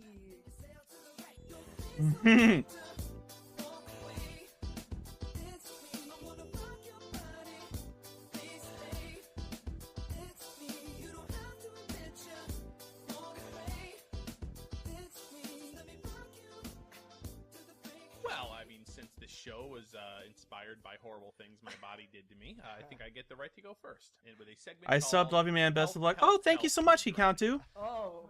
Thank you so much. I'm guessing you're from the clan as well. Do you wait? Do you or do you stream as well? And the lifeguard at the beach said, "Hey, Or we not just stream, gotta but do go you make run and get content a as break. well? Can So I'll you, toss use the you. lifeguard for a few minutes Oh, here?" thank you so much. Well, I besides appreciate the you. fact That was very being kind of the you. worst Thank you. lifeguard ever, Right. if you were to say yes and get up on the chair and just sort of as Thank a, you as so a much. layperson, you're looking out for danger Yeah, I think you're 408. trying I think to that is identify someone who 408 is subscribers drowning. now, which is What just would simply you amazing. be looking for? 409. Holy based shit, on we my gained 2 knowledge just of in a Baywatch. small Yeah. period of time. That is Yes. I awesome. would assume Thank you. somebody flailing their arms around wildly in the surf. Right, and they would be saying something like, Help! "Help! or- I'm drowning! Yes, Help! Help!" That is very kind of you. Save Thank you so me. much. And waving And I love you too. around around and trying to grab at things and Right. things of that nature. And drink Right, your water. exactly. And I'm so not drinking water right now. I'm then sorry, the but I'm gonna go people downstairs watching, in a moment they and get some watch water. But I literally just got this any just TV to or TV show or movie just have a where little bit more someone's caffeine in my body, drowning. honestly. That is what we think of when we're like, oh, I'm gonna watch out for drowning people. Then you get the big comical. Look at all red these and white nerds. life Look buoy, at right? all And of you them. throw My it to them, goodness. and here, grab hold of this. We're And they all here grab hold of it gaming. And you tow them in with the rope, and you pull them back Thank in. God, Billy, you're Oh, okay. yeah. Oh, Billy. Wow, I was really drowning out there. Right. Yeah. And so then you save somebody from drowning, and you get written up in the paper. As a matter of fact, if you are looking out for that, you will never ever see people who are actually drowning. This is and why I you was will- fired from my job as a lifeguard. Exactly. Yes. Yeah. Too I love that long ago, emote. it was really the 1970s when there was Did you get some more caffeine then? Oh yeah, I love that It was emote. It's so good. Incredibly influential. You want to get it all That's out from there? Neo Turf Masters. That's so Yeah, good. Yeah, right. It sound- Right, it yes. sounds like oh, me, yes. yes. Excuse me. Let me go back and retcon. This segment is now called Pia in the Pool. Yeah. Lifeguard named Frank Pia, who identified basically what he calls the instinctive drowning response. And he actually filmed people who were drowning. Because people almost drown all the time. Like, Right. all you really have to do is go down to a crowded beach and just, like, point a camera at a crowded beach, and you will start catching people on camera almost drowning. Damn. And so he would do this and film it and study drowning. And Oh. basically said, okay, no, there's such a thing as the instinctive drowning response. And so here's the good job brain segment that might actually save a life someday. All right. Okay. When a person is drowning, what this means is that they're out in the water, they're over their head, and their body is not able to maintain enough buoyancy. And Mhm. basically, they are unable to keep their mouth above the water level Okay. long enough to take in enough air. When you can't get enough air and you can't get your mouth above water, you are no longer in control of your actions, because all of the fun things that we do, waving our arms up in the air going, help, help, I'm drowning, that's all secondary to your body's central nervous system, like getting oxygen. Right. So as soon as you Mm. can't take in oxygen, your body shuts down all that, and it just starts working on a Yep, basic automatic. level of autonomic nervous system. That's the part Oh. of the brain that controls, like, Autonomic heart service beating nervous and system. sneezing and Got stuff it. like that, like not something you think about. Involuntary. So your arms, you will start flapping your arms like the wings of a bird laterally, but trying to push yourself above the water. Your head will tilt back as far as you can get it back to get your mouth above the surface of the water. And you can't talk. Right. We can only talk once breathing is fulfilled. And at this point, you are not in any voluntary control of your actions. Interesting. Whoa. Okay. Body's Okay. attempting to keep itself alive. This lasts for 20 to 60 seconds before the person goes under for the last time. So you've got about a minute. And so this is what lifeguards now have to identify. And again, it's only been like since the 1970s that they really truly understood this. Oh. That if you throw them the big comical life buoy and go not- grab this, they can't grab it. Right, Their right. arms are thrashing Right. up and down. Yeah. They're not aware, couldn't grab it even if you wanted to. The thing is, sometimes when people drown, there are people standing all around them. They And just They No. don't recognize the signs. no, they think they're playing in the water. Mm. They think they're just having a good time. Mm, You know, interesting. bobbing around Okay. in the water, That's so trying to scary. swim, That is cracking scary. hands up and down. And so you'll see lifeguards like pushing their way past crowds of people to get to one person in the crowd because they recognize that person's going through instinctive drowning response, and they've got one chance. They've got 60 seconds maximum Right, to go down right. there. Now that they've identified this, not only does all of the what to watch for lifeguard training goes out the window, but all of the, okay, you've identified a drowning person, you've swum out to them, what do you do? Like, that kind of goes out the window. Because Yeah. typically in lifeguard training classes before this, somebody would be in the water going, help, help, I'm drowning. And then the lifeguard would swim towards them. And then the pretend victim at this point would, like, reach their arms out. Right. And they'd grab onto the lifeguard and they'd be like, oh, thank you, lifeguard. And then they'd both swim back to shore together. But lifeguards had to realize now that when they were going out there to save somebody, their arms were going to be thrashing up and down in the water violently, and they actually had to avoid getting socked on the head by them. True. And Frank Pia developed what is called the Pia carry, which is just a very specific technique for like getting underneath somebody, supporting. Because the first thing you have to do, you don't just grab a drowning person and You start find ways to dragging calm them down the shore. person since they You are. have Oh to yeah, true. get them Up above the water line. so they're up above the water line, and they That can is start true. breathing again. And so Right. it's like a simultaneous like thing where you get under with your shoulders and your legs and everything, and you get them up and you start carrying them. I think of Dirty God dang it. Dancing when like the guy lifts the girl horizontally. I 'Cause don't think Yeah. it's like Okay. that. I'm pretty sure Yeah, it's that's not definitely like it. It's probably not. It's probably not a terrible thought like it's process of like. perpendicular. You make a T. I think it's that they kind of pull the person around from behind, as if you were grab somebody from behind to give them a hug, and you sort of swim backward. I think, and I might be wrong about that. Yeah, it's probably something to that extent, but you got to get them up Right. and out of the water. That's scary and wonderful at the same time. Because Yeah. it's scary that your body would be like, no, I'm going to control this for you. You And- can't be trusted. Yeah, exactly. Yeah. But Right, then but, you're but saving then it your does life. all of these things automatically for you that prolong your life. Or Yeah, that's actually really interesting. I like that. That was cool. That's a very interesting like fact. It was dark, yes, but it was it's like it's kind of fascinating. A palate cleanser. Maybe. It's called "Bringing the Noise, Bringing the Funk." It's about body gunk. Funky body gunk. The wonderful things Oh, your body makes. that's natural, cool. Natural things your body produces that are a little gross. I know how to swim. I almost drowned once in my life because I'm stupid, but other than that though, like I know how to swim little properly sophomore. and I can float and stuff like I was that. like, oh, I'll show you sophomore. and I was like, oh, they're gonna like this quiz. All right, first question. A normal human being produces about 278 gallons of this substance per year. Blood. I'm gonna go with saliva. No. That's a lot. Urine? No. Sweat. Sweat. Yeah. I don't know. In a year. I would think it's more. I produce a lot of saliva in a year. I don't know how that. Substance is how to- composed of fluid, white blood cells, bacteria, and other debris. Blood. Chris. Pus. Yes. Yes. Oh, pus. Yeah. That makes total sense. I feel so stupid right Also now. known Honestly, as that makes total serotonin. sense. This is I'm just gonna made say of blood for all of oil, them until blood sweat, comes and up. Dried skin cells. Oh, I missed it. That is earwax. Yes. I missed that Oh, one. I was Shit, my gonna bad. guess eye gunk. Serum. Cerumen. Cerumen. Yeah, that's a good Sounds like one. Lord of the Rings, huh? It does, Saruman. yeah. Yeah. Serotonin. This is a form of hardened plaque and is also the same word for a kind of mathematical study. Hardened plaque. Tartar. Oh, no. Forget It's it. is it it's like calculus? Is that what it is? Yes, calculus. Do you know Yeah. that word for calculus? Is it the same as tartar? Yes. Oh, I didn't know that. That's Like cool. Calcium. Right. Oh, that's Alright, cool. Finally, last question. In ancient Rome, physicians recommended rinsing the mouth with this bodily substance as a way to get sparkling white teeth. Urine. Oh man. Colin. This I have read before. Oh. This is urine. Yes. That I actually did read about. It has naturally occurring ammonia. in it, Romans. So it Yeah. didn't work. I actually did know that one. Once that it was such a fad that it wasn't just your own urine, that it was they would I'm not I read this that they would actually bring in urine from I actually other had that as a countries, trivia and that question at various one regions point. were known to be, oh, For this one of is- my this team is trivia good nights. stuff. I This actually is did what have that we as a found with urine question. from this Silk region. Road is Yeah. actually the Yeah. urine High- road. highly prized. Because it was very funny. It was just a random ass question I threw on there, and a lot of people were like, "Oh." Good job, you guys.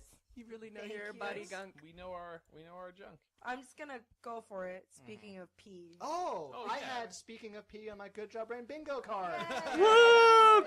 Yes, Speaking of pee. I'm sure you guys and the listeners expect me to mention pee or poo facts for this very episode. So one day for lunch this past week, I had this awesome thing of polenta and with spring vegetables. And by spring vegetables, Actually, now that I think about it, I don't know they're why I really have just, like, the- different this on there. varieties of asparagus. Oh. And I'm sure you're way ahead of me now with my story and see where this is going.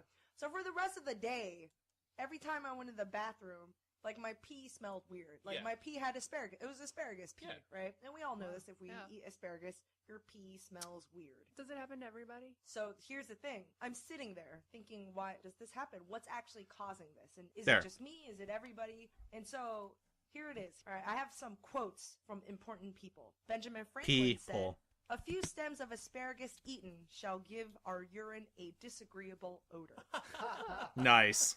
But Nice. Marcel Proust says, "Asparagus transforms my chamber pot into a flask of perfume." Oh. Oh. It seems like it might smell different for everybody. Interesting. Sometimes smells bad for most people. And this is why. Asparagus has, aptly, asparagusic acid. And so these are the only sulfur-containing compounds unique to asparagus. And so when your body metabolizes this type of acid, you get methyl mercaptan, which is a byproduct gas. And of course, this Oh. is the same type of gas that makes your bad breath smell bad, makes farts smell bad. So it's related to a lot of sulfur, bad smelling things. Skunk, Makes boiled sense. cabbage, all kind Rotten of... eggs. That's Yes, bad because all I thought I was within kind pissing of blood the and I same forgot to eat a family. beetroot earlier. And Oh, so shit. The ability to I've never had produce beetroot. this gas in urine after eating asparagus was once thought to be a genetic trait. Some people genetically might break it down and break some it down don't. and Okay. some don't. But actually, recent research suggests that this odor is actually produced by everybody. Everybody has asparagus pea. It's actually the detection of it varies from person to person. So Okay. your pee will always smell weird, but maybe You're not wired in your olfactory system. Yep, to smell it, or maybe it smells a little bit different. That's why Marcel Proust thinks it smells awesome. That's and crazy, yeah. And me, and probably most of you guys. I'd be think it scared. smells I'd be really scared too. I'd be weird. like, oh god. Just didn't smell that good back then. Yeah, that's true. They were still working on it. And also, another personal story. When I was a kid, I don't know, I think it was because of a dare or something, but I was 10, and I drank a whole pitcher of grape Kool-Aid. Okay. Oh, And a then whole for the rest of pitcher? the day, my pee was green, not purple. It Yeah. was super green. Sure. Well, because grape Kool-Aid is purple, but there is no such thing as purple because it's really just a really deep blue, right? And yellow and blue make green. So Yeah. Makes sense. The underlying theme, I guess, of this segment is just pee has stuff that you metabolize or Yes. or can't metabolize. Right. It You just are comes what out of you the system. pee. You pee what you eat. Yeah, I actually learned recently. Oh, well, I guess it was a couple of years ago now, but I learned that beets turn my pee red. Right. There you go. Really red. Speaking for of. a long time. No, because I mean I did not know that, and Karen made a bunch of beets, like a bunch of roasted beets that were super like roasted and just so deep red and delicious that we ate a lot of them. That evening I thought I had cancer. I mean I was like I'm gonna die. I'm dead. That's it. There's red This is- coming out of a place there shouldn't be red coming Exactly. out of. And I mean, I talked to a friend about it, and he's like, well, what did you eat? I'm like, well, like nothing. I'm like, I had some eggs for breakfast, and then we ate like a whole buttload of beets. Mhm. Yep. In addition to beets, blackberries and rhubarb also turn your pee red or pink. Really? So multivitamins. If you eat a lot of vitamins, and your body only takes what it needs, and then it just kind of processes the rest, and it Right. escapes through pee. You might notice that your pee will be neon yellow. I've And this heard has that. happened to me. I've heard that from vitamins. Oh, I did not have that. I mean, I'm not a multivitamin person, so that's Have you heard of interesting. Methyl blue. So methyl blue, it's a substance that'll turn your pee blue. Yes. And like if you're, a medical student or a urologist, you might know this. And I think they use it for diagnostic purposes. And but- pranks. and Oh, pranks. So yes. I remember hearing I have about had that it. Yes, before. When you sneak it into your buddy's drink or whatever, and then they go to the bathroom and they're peeing blue all of a sudden. So imagine how shocked you are, not at red, but blue, if you're not expecting it coming out. Yep, there are a lot of different medication that also alters the color of your pee, but just even normal foods will make it smell weird, will make it look weird. Well, we've talked a little bit about gunks that your body produces, and we've talked a little bit about expelling things from your body. So I'm going to combine the two and talk about sneezing. Oh boy. Involuntary body responses. Yes, that is often associated with some fluid of gunk of some sort. The technical scientific name for sneezing is sternutation. Sounds like a pregnancy thing. I That's a guess. pretty sweet name. Don't open the door. He's in there sternutating. Yeah. The She's been sending sternutating me room. Why is he sternutating if it's about pregnancy? That's true. That's a topic for another show, Dana. Yeah. I love sneezing because this is one of those areas of biology and physiology that you can tell that researchers involved in this field have a good sense of humor. Oh, yeah. You know what I mean? And I think it's one of those things where if you're studying poo for your living or sneezing, it's just, some things are inherently funny and it's going to bleed through into your research. Yeah. There's a lot of funny acronyms and names in the world of sneezing research. Oh, awesome. Yeah. So I got Interesting. some Okay, so great this is actually terms, like some cool portmanteau info words, that I'm and learning some about. horrible acronyms that we'll get to shortly here. So sneezing, like a lot of things, it's partly really well understood. We really understand the physiology of it, how the sequence goes. But the neurology part of it, a lot of it is really poorly understood, like a lot of neurological things. At the base of it, you've got your prototypical sneeze. I think we all understand how that works, So nasal irritation, there's some particles or dust or something in your nose, and then that sets off a chain reaction in your nervous system that forces your body to expel air out and get whatever's in your nose out. And so, that explains all of your sneezes like pollen or dust or pepper in the face or sneezing powders, like these are all things we're really familiar with. You get stuff in your nose, your body wants to get it out. I hope we're going to touch upon something that I actually suffer. Oh, I am sure that I am without Okay. even getting there. All right, because I'm very curious why I do it. I am sure that we will get there. All right. What really interests me are the atypical sneezes, the things that it gets into the area of we don't really know why the body does this. Oh, that's So me, that's I me. think this is where we're getting. So all right, There, so I let me pinned ask my you a YouTube question. channel or the So YouTube we've stream all as been well. Like, you feel the sneeze coming on, and like you want to sneeze, you want to get it out want because you're it like, so it's bad, driving yeah. me. Like, There we what's go. A very common I just bit thought of about advice that. people will give you.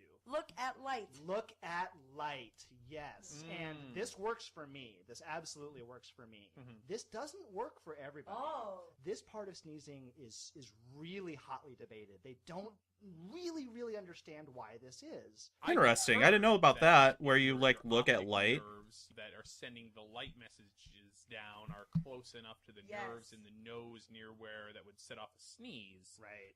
That might explain it. Is that one of the That's debate points? absolutely one of the leading theories. And so behind your face, if you were to peel off your face, you would see yeah. Which we are not for a second recommending that you do. Wait, If you were to what? peel off You your don't want me to face, peel off you my would see, face? among Rude. many other things, you would see the trigeminal nerve, and this is one of the major nerves, and it extends behind your nose, behind your eyes, behind your jaw, and the whole front of your face, basically. Mhm. The pathways It's that the are face nerve. It's your face nerve. It's Yeah. your main face Mhm. nerve. And the nerves that are responsible for triggering sneezes, we know that it's the trigeminal nerve. We also know that it's responsible for optical pathways and things like that involved in vision. So one of the theories is that because they're so closely related in terms Yeah. of the pipes, they can maybe cross-stimulate each other, and it can kind of work. Oh, both directions. that's Yeah. interesting. Now, my fiance, who I sometimes mention, is Taiwanese, and we've had this discussion, and she's just like, I think this is a white people thing. And it might be like differences in like cranial structure. Different ethnic groups might cause there to be a difference as far as whether you're susceptible to Yeah. this or not. Or because she was just like, I've never Oh, heard, see. never heard of people in my family like sneezing because they looked at light. As a kid, Oh. every time I sneezed I- outside, when I in looked at the sun, daytime, I would sneeze. I will always sneeze. I secretly thought I was allergic to the sun and was freaked out. And I realized it's just I'm really sensitive. Oh god, I mean, you guys are. What's such on your perfect shirt? here. It This great. is So, Karen, you SpongeBob do and in fact Patrick suffer riding a from cat in what is called space. the photic sneeze reflex. That's literally all it is. Cool. Yes, at a hypersensitive level. Yeah. That's all it is. Describes It's a scenario SpongeBob and Patrick where riding a virtually cat any in bright space. light exposure That's my you're shirt. sneezing. For some people, it's really bad. It'll be fits of sneezing. Is there a way to They'll walk see out in if we bright are light winning and clan start versus sneezing. clan? Yeah, People if you can't I'll stop. So we lucky post- you don't have that No. I'll explained. post the wise old man's for you. Of the population has photic sneeze reflex. That is our clan, and then this is their clan, and you can tell by the top right corner the total XP of the clans. And it is largely But we are in the lead by I'm taking a victory Regina lap. is- a little over 3 mil right You now. can also take a victory lap, but Yep. yes. Okay, so now the photic sneeze reflex, such a boring. Getting there, yeah, at least, Don't you think like that 2.5, that's a benefit 3, from a yeah. snappy Hold on, let me acronym? refresh. Yeah. You are suffering from, Karen, what is known as the Achu syndrome. Oh, No, almost 3 mil Yeah. ahead. I was No. so proud when they came up Yes, with it. I the can already. Achu. I told you, you have to. Hey, how's it going, Text Too Much? How are you? Thank you so much for dropping in. I appreciate you. Autosomal dominant, compelling helio-ophthalmic outburst. Hey, yeah, we're winning. We're winning. We're gonna win this. Basically, I sun haven't makes logged out in you almost 2 sneeze. hours, and I But you also heard of gain. autosomal. It is believed to be Uh, the photic like- sneeze reflex is. My dad Wait, where am I has at it on too. here? There you go. There is another phenomenon that apparently is well known to many people. I had never heard of this, but if you are really full, if you've just eaten a lot at the end of a big meal, for some people this will trigger sneezing fits, and much the way the Weird. I've never had that. Sometimes I've gained uncontrollably. 70k The XP name so for far this on the stream. Oh, So is snatiation. Yeah. Portmanteau of Sneezing. and Snatiation? satiation. Wow. It gets worse. It gets worse. Not only is snatiation a portmanteau Man, word, these people are having it a is field day. also one of the worst acronyms I've ever heard in my life. Oh, God. Sneezing non-controllably at a time of indulgence of the appetite, a trait inherited and ordained to be named. Not bad. tortured. Not bad. But done with tongue firmly in cheek. No, and then again, reading about Oh, this, a thank you lot so of much for the people are like, follow, "Oh my Text God, too much. I thought I Appreciate totally that. did this, or oh my God, my dad does this. Yeah, but there is ample room for research. Thank you. You know, I greatly young appreciate listeners who that. Want to get into the field of sneezing study and wordplay. It sounds like, yeah, they're down with some puns. Yeah, you better come prepared with your bad puns. Very quickly, just to wrap up. So we talked earlier about ways to Thank you so much. trigger sneezes. What are some of the best ways that you guys have heard to stop a sneeze? You know? Hold your eyes open because you close your eyes when you sneeze. So if you keep your eyes open, Oh, your eyes will pop out? You'll make your eyes fall out. That is true. Yep, your eyes pop out. I remember that one. The one I always remember from cartoons is the finger under the nose. That's Oh, a real yeah. thing. Oh, it is? That is absolutely a real thing. There is a pressure point. The other one is like say a random word and your brain will I like learned think this of in that a as workshop. opposed to the sneeze Yeah, I'll itself. show you right now. That's the one I For know me, of. at least, it absolutely works. It will No squelch. way. It will squelch a Interesting. sneeze. The nerves in your face are all really interconnected in face some nerve. undescribable ways. All right, let's take a quick break and a word from our sponsor. All right, fast forward. At the tutorials now and good at the best price. Stay curious and happy learning. To everyone who is a cheese lover, You are listening to Good Job Brain. Yeah, We're let's talking go. about the amazing human body. I would like to title this Old Wise Tales. Bits of received wisdom passed down throughout the generations, some of which turn out to actually be true, even though the old wives in question didn't understand why. Or science in general. Right, yes, and then some of which turn out to be total baloney. And so, this quiz is about old wives' tales. Are they true or what? And all of you guys do thumbs up and thumbs down. You guys can vote. All right, guys. Let's see if these are true or false. Listeners know how our panel is voting, and then we'll reveal the actual answer. All right. Thumbs up for true. Thumbs up for truth. Number one. All right, hold on. False, old All right, so true or false, and then we'll pause after the question. If you guys want to partake, just put true or false in the chat, and then I will give my answer as well. wives' tale. Drinking warm milk makes you sleepy. Oh God! All right, so the question is, drinking warm milk makes you sleepy. Is that true or is that false? That is an old wives' tale, but is that true or is that false? I think. So I'm gonna give my opinion. I think it's true because I feel like if you I feel like so. You know how they tell you, like, if you want to go to sleep sooner, you take a shower, because then your body, with the warmth of the shower, like, shuts down, you know, like, slowly over time, like, helps you, you know, relax and feel, you know, I feel like that's probably the same thing with warm milk. I feel like that's the same thing. I think that's the same concept. I don't know. What do y'all think? I'm just curious before I continue. If y'all want to, of course. I'll probably give it, like, a minute or so. But I think it's true. I actually do think that's true. It makes sense to me. But if I mean, I don't drink milk, so that's not for me. You either like drink some tea before bed or eat grapes. Yeah, so like that's the thing. It's just like, does the milk though actually like work? Will that make you sleepy? Like I said, I'm one to not drink milk. I don't like milk. I don't mind milk, but it's not something I'm gonna be like, oh boy, a glass of milk. Like, no, absolutely not. So I think it's true.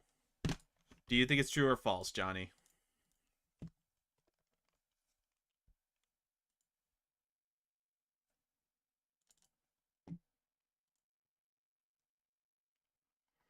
Depends for some people. For me, it's just going to get me stuck in the bathroom. Fair, yeah, because if you're lactose intolerant, like, then it won't exactly work well. But that's okay. All right, let's see what they say. Everybody says true. Everybody is equal parts right and wrong. It's true for true for infants that after infants have a meal of warm body temperature 98.6 degree breast milk, they will fall asleep. Is it true for adults? Yeah, if they're conditioned to do it. Oh. Actually, routine. Yeah, warmth does make you sleepy, right? Kind of what happens is like it might make you fall asleep because it makes you fall asleep because you're thinking it's going to, so it does, and it worked the last time, and it's very comforting. But no, it's not like there's people are like, oh well, there's tryptophan in warm milk. It's like, well, I guess, yeah, but it's not gonna, you know. How about this? Okay, next one. How about chicken soup is good for a cold? Now, of course, we're veering. Oh, okay. So chicken soup is good for cold. Because the thing is, I mean, it's my go-to, just because of like the food of it. Like people have chicken noodle soup like a lot to stop colds, or not really stop colds, but to feel better from a cold. So it's one of those things that it tells you like it may help.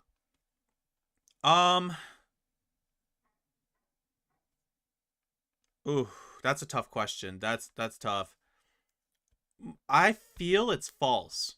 I feel like I know like there's high sodium in it. I know there's like the protein inside of the chicken and the veggies and all that, but I don't know if it's like a necessary like if it will make you if it will cure you from a cold.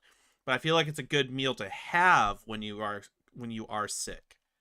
But I don't know necessarily if it's like a end all be all cure for the cold. It's just a natural, just like a good food to have. So I'm gonna say this is false. Into some dangerous territory. Yeah. Obviously, there's room for debate in a lot of these, but chicken soup is good for a cold. Is that false or is that true?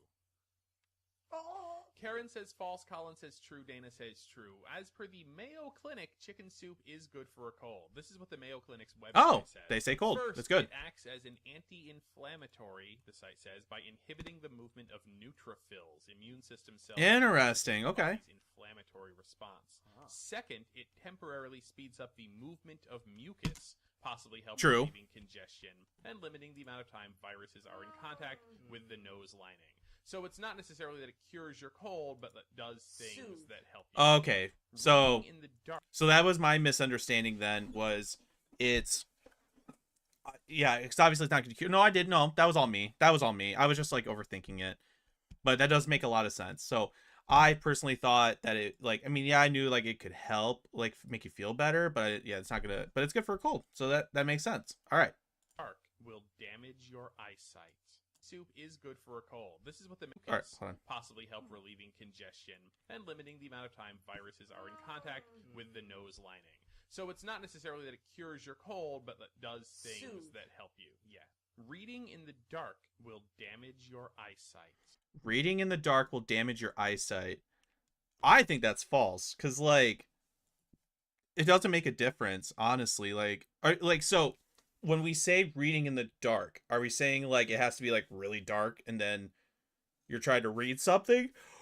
Or is it like a candlelight or like a light that's like, not that bright and then you're reading something, I don't think so. I don't think so at all. Cuz it's not like it's changing anything.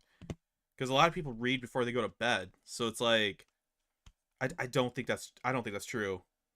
I guess candlelight. That's what I'm thinking too. If it's candlelight, still, I don't think so. I guess what they're trying to say then is, now that I'm thinking about it more, is like maybe it causes more strain on your eyes because you're actively trying to read more. As in like, because it's like if it's darker, you're gonna have a harder time seeing it. So then you're actively trying to read, and it might cause more strain. But I don't think it's gonna be enough to like I don't think it's gonna cause you to like lose vision or anything. Like I don't think that's the case. I just think it's just, it's gonna make you tired, or it makes your eyes hurt after a while, but I don't think it's gonna cause damage. So I think this is false. Don't read in the dark. You'll damage your eyesight. Everybody says false. It is false. Yay! You might get a headache because you're putting strain on your eyes. You don't really have to, but it's not like your vision is gonna get permanently from 2020. Literally, I just said that. Let's go.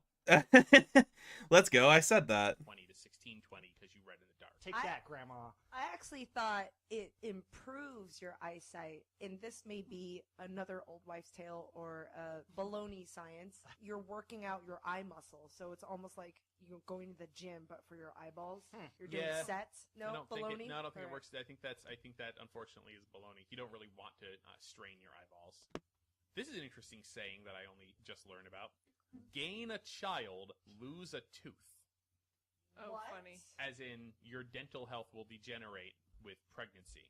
Correlation, or at least a causation between. Oh, so yeah, so pregnancy, and so I think that's what they're saying is pregnancy with like you can lose a tooth when you have a child.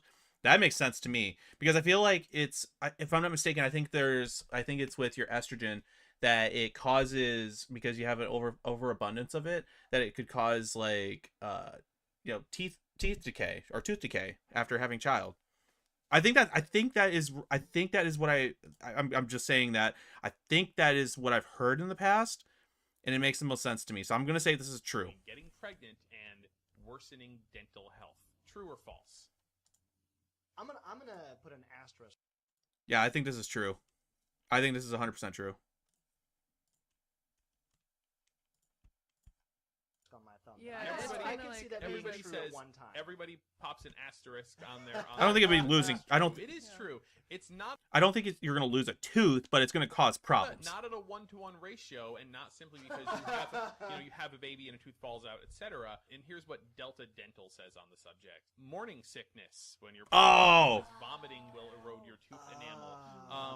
You could also hormonal changes during pregnancy could give you dry mouth. And having less saliva in your mouth will increase the risk of cavities. And of course, when you're pregnant, you have an increased desire, says Delta Dental, for sugary and starch. Okay, that makes total sense. All right, so yeah, I mean so the estrogen part was wrong, but it's also like, those are other factors. But hey, I was right.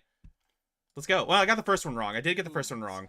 I had this whole theory of like, oh, well, maybe the mother's body diverts nutrients or resources to the baby, and then the calcium deficiency or the baby eats your tooth. That was, I think, the made-up reason for a while. Like, oh, well, it's all going to the. So it wasn't the estrogen part, but yeah, whatever. But no, it's all these things. It's the vomit. That makes a lot more sense. And stress is bad for your teeth. Also stress, yeah. Bad for your gums. Of course, yeah. So if you're pregnant, you're watching a lot of things when you're pregnant. Watch out for your teeth. Yeah. You should eat bread crust because that's where all the good stuff is. So the crust of the bread is where the good stuff, like the nutrients and stuff, is. Oh God, I don't eat enough bread to know that. Oh God. Honestly, I don't know if it's like, the problem is, I don't know if, like, when you look at a slice of bread, if the entire slice of bread is the part that has all the nutrients and then the outside is just the crust. I mean, I eat the crust all the time. Oh yeah, absolutely. I don't know if the crust of the bread is the part that has all the nutrients to it, or if it's just the entire bread and the crust is just literally the baked outside because it's the outside of the bread. Ooh, that's a tough one. Ooh. Because, like, people don't eat the crust because they're wusses. No, I'm just kidding. I don't care. People don't eat the crust sometimes. And I don't know if it's, like, that's the part that's... Oh, man, that's tough. I'm going to say this is false. Because I feel like the crust is only... I don't know if, like, the elements of, like, the inside when you make bread. I don't know if it's, like, the crust... Wait. When we unlock... upper level hopper, we have to collect ore. Yeah, I just hit them with the yee. Yeah, that's what I'm thinking too. I believe it's all of it. It's just the crust is just the part that's on the outer layer of the bread when you bake it. So it's the part that's getting hit with the heat the most. I don't know if it's like, but then you have the other side of that too. Is like, what if it bakes all the nutrients out of it? But then at the same time, it's just the crust. It's just on the outside of the bread. Like, it doesn't make any sense to me. No, this has to be false. This has to be false. Like, the whole piece of bread is definitely where everything's at. Dana says false. Colin says false. Karen says false. It's actually true. What? Well, it's not because, like, all the nutrients in the bread migrate out to the crust, but because the browning reaction, the Maillard reaction of browning actually creates higher levels of beneficial antioxidants in the crust there. Now, wow, that's crazy. Oh man, that's awesome. That is cool. All right. Of course, you could just go ahead and toast the bread if you wanted to. Finally, wait 1 hour after eating before you swim. It is. Oh yeah, so oh God. Oh, wait. Dangerous. Okay, so yeah, wait. Swim. So yeah, that's the old. I heard this one a million times. The old wives' tale of, like, if you go swimming, you have to, or if you eat something, you have to wait 1 hour before swimming again, because that's where you might get a cramp or you might get injured while you're swimming. I don't think it's true. I don't think it's true at all. I just think it makes you hungrier because it burns all the calories in your body. Like, I think that's what it does. It's just it's not dangerous. You can swim after you eat. It's not gonna kill you. It's not gonna be causing you problems, because that's just like if you don't want your stomach, yeah. If you don't wait, you get stomach cramps. I guess it just depends on what you eat as well. So that's another determining factor. Like if you eat something that's like, or I guess if it's a snack, I don't see it to be an issue. But if it's like a full course meal, like I can see that being an issue. Man, this is a tough one too. I think it's false. I don't think it's going to cause you any problems. I don't think it's going to cause you any like long-term problems that's considered dangerous. You might shit yourself. Maybe that might be the danger factor of it. You might shit yourself, but I don't think it's like enough to cause like irreversible damage or anything like that. So I think this is false. Right after you've eaten. Karen says true. I'll say Say no. false. No, it's false. Yeah. Now, okay. So digestion does require oxygen, like everything else your body does. And so, yeah, are you competing a little bit? Like, sure. Now, Karen, you would not go to In-N-Out and eat 5 burgers before running a marathon. No. Right? No. I'll Because do it after. you're going to get a cramp. Yeah. You're going to feel bad. You're going to feel bloated. Like, that's a great reason to not eat a huge meal and then go and then, like, athletically swim around. But there's nothing special about swimming versus jogging other or kinds of push-ups or any other. exercise. Okay. Right. You don't load up on heavy food. I It thought it drove was me more nuts. like don't eat a sandwich and then get in the pool and throw up and then ruin the pool for everybody. Yeah. Embarrassing for me. I have to clean it up. Right. And again, you hear about tons and tons and tons of cases where children drown, and it's like one of the biggest killers of children is like it's drowning. But you never hear a story about little Jimmy Johnson yeah. ate a sandwich and then went in Only the pool. waited 49 minutes. Yep. Yeah. Damn. Now it's up to our generation to set these facts That's straight. right. That's true. All right, well, I didn't think we could have a body show without a discussion of funky names for various body parts. So many of the words are just strange words in and of themselves. But for very Got another pointed things, Slayer I like XP that. lamp. Let's so go. we're gonna talk about a mix of things here. So most of these are gonna be like the technical name for common things. Okay. Some of these are gonna be things like, oh, I didn't know that had a name. You guys know what the name for the little thing that hangs down in the back of your throat is? Uvula. Chris, I think, buzzed in. The uvula. It is the uvula. And I remember on the playground, like, oh, I can see your uvula. You That know? sounds- Because it sounds That sounds dirty. Right, It right, sounds, right. So many of these are going to sound dirty. Why does that sound dirty? The uvula. Oh, like vulva. Because it Yeah. sounds like vulva. Yeah. okay. Uvula, of course, I didn't realize this. It makes so much sense. It comes from Latin. It means little grape. Yeah. Oh. Grape. Shut your mouth. Oh, grape. sorry. Shut your mouth, great. Go to the bathroom. Oh I shit. asked All you right. guys to Sorry. Find a lunula. So I wish I can get it to work. But I'll just get the sound up for you. I don't know what site that one is. Hold on. Give me 1 second. I will figure that out for you real quick. Give me like 2 seconds. I think that is... Hold on.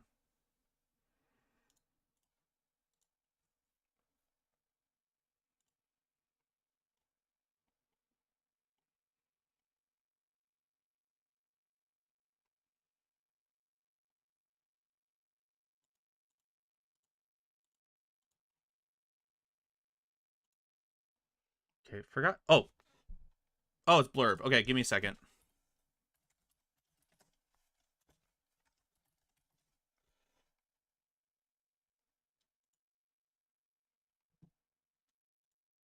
Give me 1 second. I will get that for you. I want to get that going because it is actually pretty funny. Let's see. No, not that.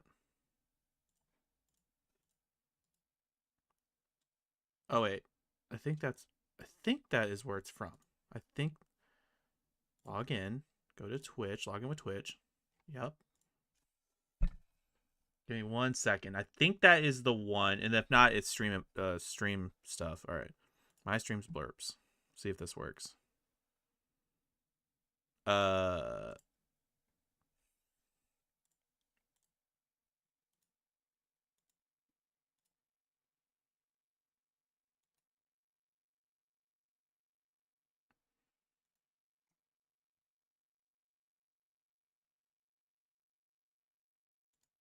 Father, when can I leave to be on my own? I've got the whole world to see. All right, I got that one. So that one works. Okay, so that should be working now. So wait.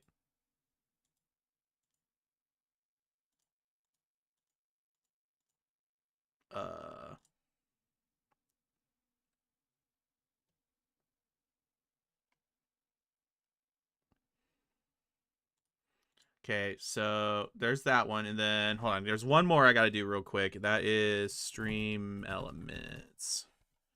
I think that's the one with the other noises.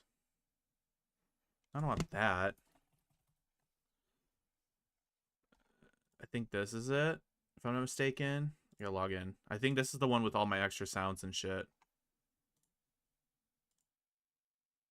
Give me one sec. I want to get this to work for you, so. Okay, so there's that, and then unless there's sound alerts. Oh, sound alerts, duh. That's what that is. Okay, home. We'd like to go to, oh, dashboard. Dashboard, yes. That's the one I want. Oh, god dang it, I have to log in again. Jesus Christ, I have to log into, like, everything. Sorry. Okay. Yes, I've read. Cool. All right, we're in. Okay, my alerts. Okay. Channel points. That's the one I want. Okay. All right.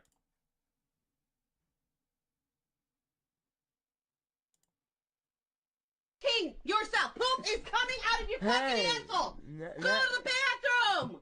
Not yet. Not yet. There you go. Did it work? Did you hear that? See if it works again. Hold on. I'm going to test it on my end. King, yourself. Poop Hey, it is works. coming out of your fucking asshole. Go to the bathroom. Not yet. Not yet. There you go. It works. Yay.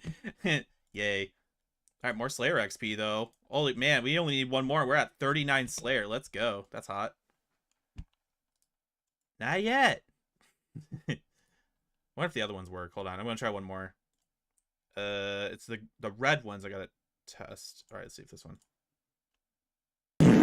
Oh, they all work. Let's go. All right, got them to work. There you go.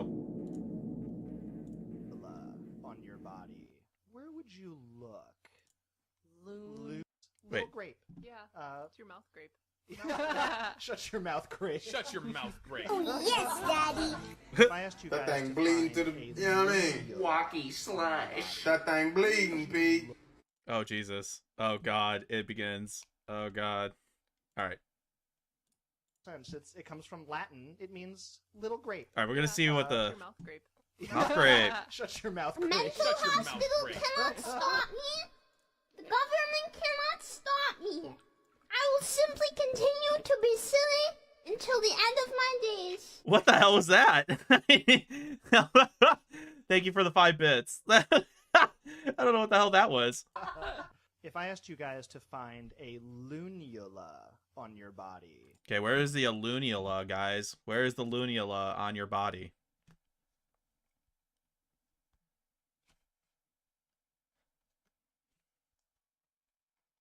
I have no idea, to be honest with you. where would you look? Loon. Lunula. So like moon. Like Yeah, your Latin. butt. Yep, you guys. It's Latin for Crescent. little moon.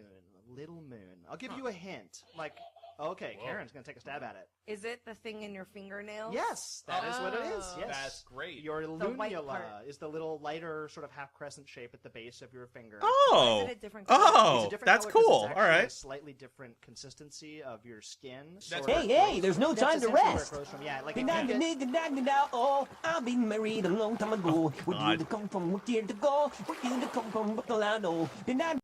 Jesus Christ. Thank you for the 5 bits. if you get that part damaged, it'll damage your nail really forever. Yeah, yeah.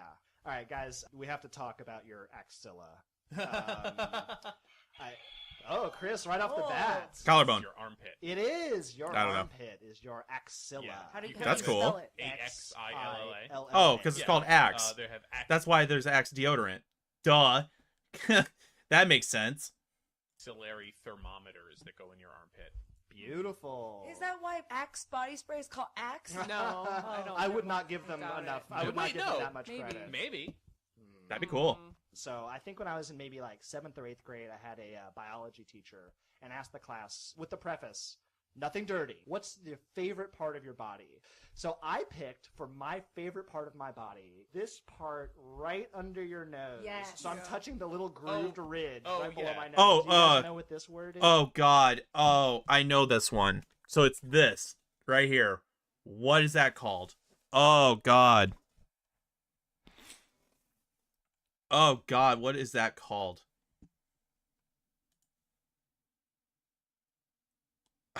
Fuck, I know it. I know what this is. I just cannot. It's this, and I don't know what it's called. Fuck. All right, let's see what they say. I've heard it before. This is a fantastic word. It's The Dana, frenulum? you're so close. It is the philtrum. Philtrum. Fuck. I knew it started with an F, but I just could not think of the name of it. It's a philtrum. Fuck. Philtrum.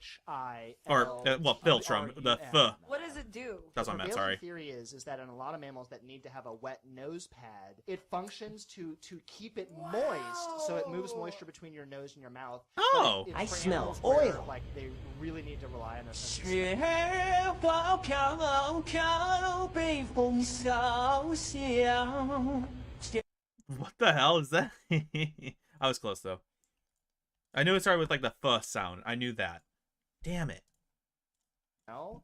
So the theory is like, as humans, we don't really use our sense of smell that much. So for us, the philtrum probably does nothing. But for dogs, they'll have a little ridge down their nose, and it has that kind of capillary action. It keeps their nose wet. Dana, so when we were talking about the philtrum, you said frenulum was the first thing that came to mind. That sounds familiar. It's in the head region.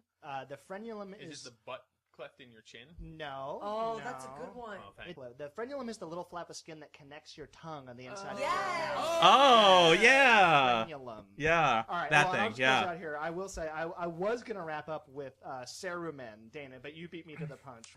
My only bit to add with cerumen is nothing has made me quite so queasy as the Wikipedia page for cerumen, which has two just gross Q-tips with earwax globbed all over them, and I just had to close the page. You're not supposed to do that, by the way. You're not supposed to That's put that true. in your earwax. That's true. Because it's good Supposed to for leave you. that stuff in there. Yeah. Yeah.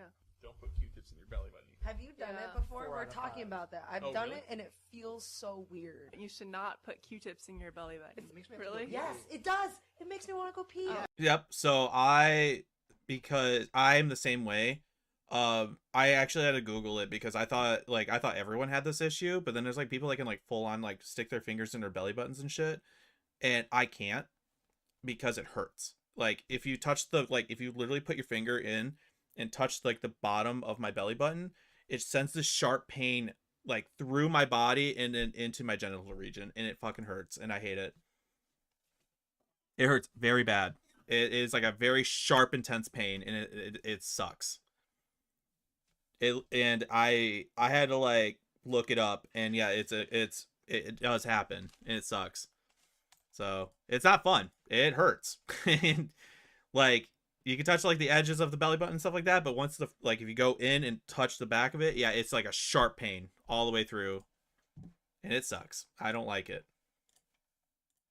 90% of people have an innie, and occasionally you get an outie. I have an innie. I have an innie. I have an innie. You're I have an an innie. innie. We're all innies. Where, like, if you put your finger in Hey, there. put your shirts down, people. No one said that on Yeah, this. everybody's bellies Oh my came out. God. I wanted to make sure it was still there. Oh, holy cow.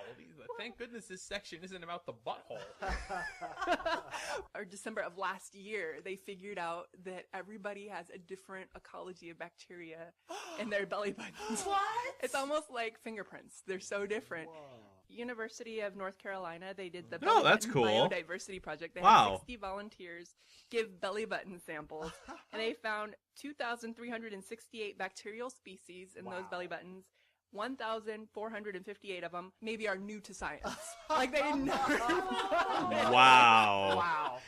The last two horizons for biodiversity are rainforests and belly buttons. Yeah, your belly button is just like a rainforest. Because they had no idea that you should look for Wow, that's things actually there. really cool. I mean, there were amazing things in there. Like this one science writer, there was a bacteria in his belly button that they'd only ever previously found in Japanese soil. He's never been to Japan. And What? it's What? in his belly button. My word. That's There was somebody awesome. else who had bacteria in their belly button that they've only ever found in ice caps and thermal vents. What's going on in our belly buttons? Yeah. I know. Actually, that'd be interesting if I'm seeing dollar signs here. If I had, if I had all this resources and technology, like it'd be so interesting to subject yourself to like an individual belly button ecology test, and I would get a report of here the different things that are living in my belly button and where else they're found, like a big infographic. You can do that. What? You can do that. No! You can get a sample, and then they'll take a photo. Basically, they'll give you a breakdown of everything that's in your belly button, like what bacteria are common. Like We should all do this. Yeah. Good job, Britt. Good job, belly button. Thank you, Bonobos, for Oh my sponsoring God. our belly button testing. Your money is going to good use. Just sleep soundly at night. Yeah. It's for science. Furthering the cause of human Wow. knowledge. And they can't figure out if it has to do with gender or weight. That's cool. Or ethnicity or That's actually diet. super No, cool. they don't know. They don't know. They just figured out to look. More There's something belly in button there. The test. cure for something is in Yeah. there. This whole section just makes me feel really weird. I just keep thinking about my belly button. Be careful about digging your belly button. Don't go. though, Yeah, don't go 'cause look Oh, at you it. could, no. there's all sorts of crazy bacteria in there. You don't want to like put any cuts in there. You can That's get true. You can get terrible infections. Yeah. Yeah. So be careful when you're cleaning. No, your we belly just button. like told everybody all these Yeah. magical, wonderful things that are in their belly button. Don't and then we touch have it. to say, don't look down there. Don't Yeah. do anything. Be very gentle with it. It's delicate. It's a delicate ecosystem. We need to do more top 10 Well, list speaking guest of videos. Oh yeah. amazing body growth. I think a lot of people know this for a fact. The male down. facial hair is the fastest growing hair anywhere in your body. You guys would know. So I kind of The guys would know. I Sorry, don't know. Sorry. We would. That'd be fun. Not us, Guys, but guys. some real men would. Right. Yeah. That was funny and sad last night. Oh yeah, we Well, were we mad. made it clear. She's Right, talking right, about right. hypothetical Yes. men. Yeah. Yeah, exactly. So I had a burning question, and it's why are 5 o'clock shadows called 5 o'clock shadows? Oh. Why is it 5 o'clock? I always thought that the Because when you work 9 to 5 and you shave in the morning, they call it 5 o'clock shadows because that's when your facial hair is still going to be growing throughout the day, and then you're going to get, you're going to see that there is some growth. Or after a long night of drinking, and you wake up the next day. So I feel like that's the one that makes most sense to me. It's like you shave in the morning, and then your facial hair grows so fast that you'll see some stubble a little bit like throughout the day. I don't know what this does. Well, what do you mean? How is Halo not in the top 10 Xbox game? Oh, hold on, let me check. Oh, the Uwu tax? Oh, that was just I'm gonna refund that to you. It was just something really dumb back in the day. I used to do. It's just like, oh, you just paid 1,000 for the Uwu tax, so I'll refund that back to you. There has to be a way I can do that. I will figure that out for you, but you will get your 1,000 points back. Oh wait, I think this is it right here.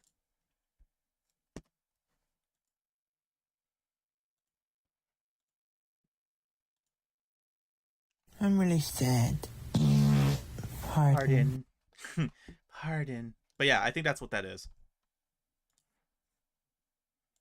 was you shave in the morning, you go to work, and by 5 o'clock you've grown back enough hair that it's at the end of the day. That's what I always. I thought it was when you wake up and it's 5 o'clock in the morning and you're getting ready. And it's not that 5 o'clock shadow, so you gotta shave it off because it's not like you have like hair on your face. You have like stubble. Well, I was just always like the 5 o'clock is like the 5 o'clock and like, well, it's 5 o'clock somewhere. Time to go drink. It's like end of the day 5 o'clock. I thought it was beginning of the day 5 o'clock. Interesting. All right, Karen, tell us what it Enlighten us, is. Karen. Well, so yeah, why 5 o'clock? Why isn't it 4? Why isn't it 6? Why 5? Sure. It doesn't rhyme with anything. And Hell yeah!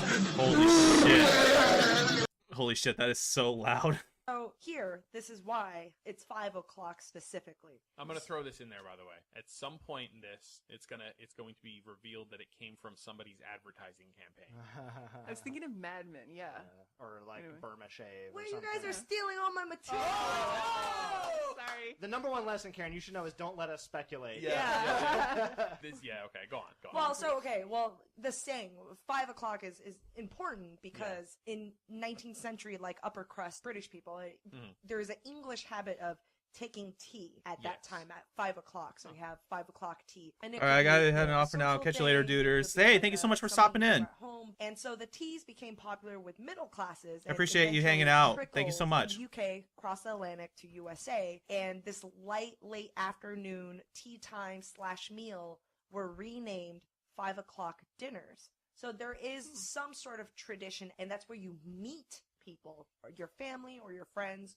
In the 1930s, the 5 o'clock shadow, the term was first officially coined in advertising by the Gem Razor Blade Company. Good job, Brain has made me so cynical that I now like anything that is a Nothing's commonly used authentic. phrase. Exactly. Yep. Nice. So the Gem Razor Blade Company wanted to convince dudes that they needed to use their product. Right. So the company created a campaign that basically shamed men and convinced men that they suffered from, quote, ugly afternoon beard growth. Right. So it is 5 p.m. So it's like you shave in the morning, but your razor sucks. Yeah, if you had a gem Damn. razor, it would shave close enough that... Exactly. Yeah, so around wow. 5 o'clock, you show up in public to your tea with your friends or with your family, and people will be like, oh, you don't want to show up in some stubble. You Right. better use the Gem Razor Blade. Inventing a problem where none existed. Exactly. Right. Yeah, And yeah. really, I mean, like we talked about Listerine before, Yeah. like really creating a problem, really hyping up the horror of and unsightliness of having even a little bit of stubble, even though maybe you don't even have it, but the campaigns made you think, oh, maybe I do suffer this problem. Right. I would have wagered that it was a totally authentic kind of folk saying. You know, I'd like to throw this out there on that note. I attempted to research this, but couldn't do it to my satisfaction, and so I put it to you guys and to the Good Job Brain listeners. If you can find me a good definitive answer on this. I was reading an article, and someone said within the story, like, maybe they'll get a second chance to make a first impression. And I thought to myself, I'm like, was this like in Benjamin Franklin's Almanac or whatever, or is this actually just a Head and Shoulders line? 'Cause that was their advertising slogan. yeah. You never get a second chance to make a first impression. That's pretty sure right. it's Head and Shoulders. That's the thing. I can't find any evidence that it does or doesn't. So I'm wondering, did Head and Shoulders come up with that line for its advertising campaign, and now it's made its way into the dictionary of That's English cool. language idioms, It's a great or line. does it predate Head and Yeah. Did they Shoulders? co-opt it, right? Yes. So I'd be really curious to hear if anybody can nail that down. Go to it. Yeah. Also, hair is just kind of amazing. I didn't know this, but human hair is virtually indestructible. Yeah. Aside from being flammable, which I have done before with my eyebrows. On purpose? No, like in science class. Oh. Yeah, I before. know it's really durable. I mean, that's one of the reasons that you have to get such crazy corrosive chemicals for like Yes. drain clogs, is because most drain clogs are hair. Yes. And nothing dissolves. It won't dissolve in water. Hair is waterproof. It cannot be destroyed by cold. It deteriorates or decays at such a slow rate. A change of climate doesn't do anything. Wow, that's Natural cool. Forces doesn't do Huh. anything. It's resistant to so many types of acids and corrosive chemicals. So appreciate the characteristics of hair the next time you see a ball of hair in your shower, I guess. You're like, wow, that stuff came from me and it's super strong. And they taste delicious. Just They taste delicious. Shower drain hair is yummy. Duh. Don't want to let it go to waste.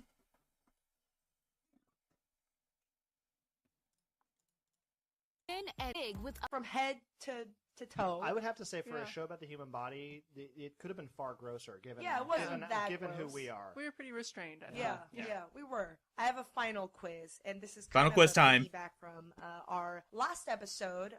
People really liked my capitals quiz. I just want to let you guys know that the quiz from last episode, episode 55, that was the cream of the crop. Those were like the best material I had. And people are like, oh, maybe we should do a part 2. Okay, so here we go. I have a part 2, but I just want to warn you guys, they're not that great. And also, to be fair, you're limited by the pool of world capitals. Yes. You can't just create new capitals. Yes. So here's the premise. In Okay, case here we that go. you missed last episode, I'm gonna be describing something kind of like a crossword clue. And the answer I'm looking for is a homophone or a sound-alike word that sounds like an actual world capital. The example I gave was an activity that buffaloes do. And the answer is Rome. Yes. They roam. and Oh, Rome is capital okay. City of Italy. That makes sense. Here we Okay, go. okay. A rooster grenade. A rooster grenade? The capital city. A rooster grenade.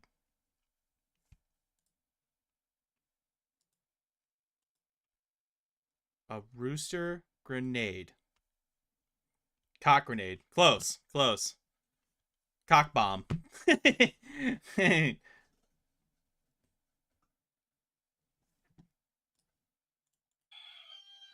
Bangkok. Oh, Jesus Christ. Yeah, it's Bangkok. Oh, my God. Okay. Correct. To sum again. To sum again? Bang my what now? Yeah. Now, what you say? All right. So, to sum again.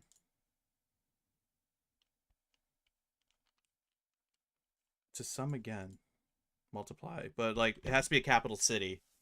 So, yeah, it's a capital city that we're trying to look for with that hint.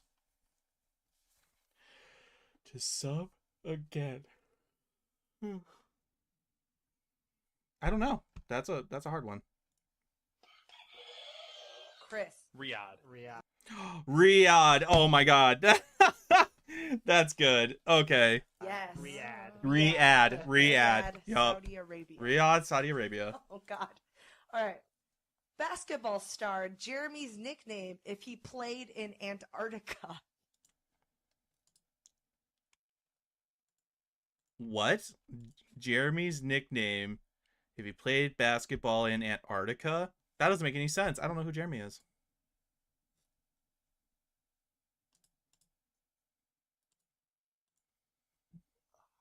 What's his name? What's his nickname? Jeremy Lynn. Oh, Linsanity. Oh, Linsanity. So then in Antarctica.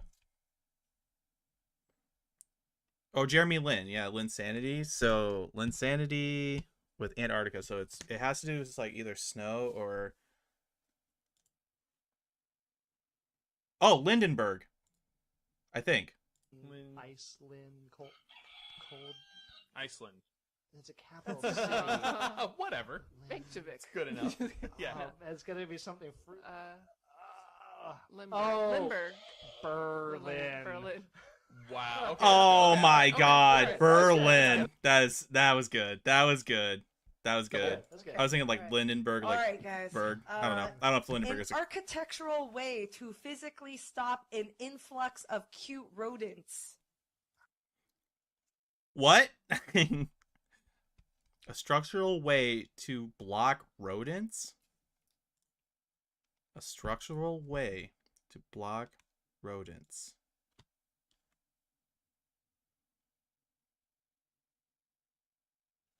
I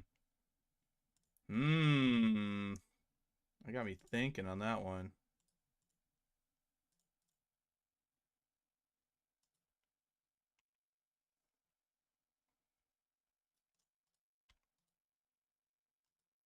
Oh man, I don't know.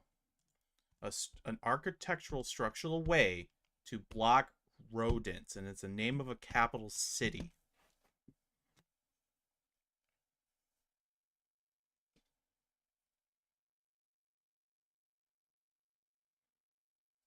Block rodents. Oh man.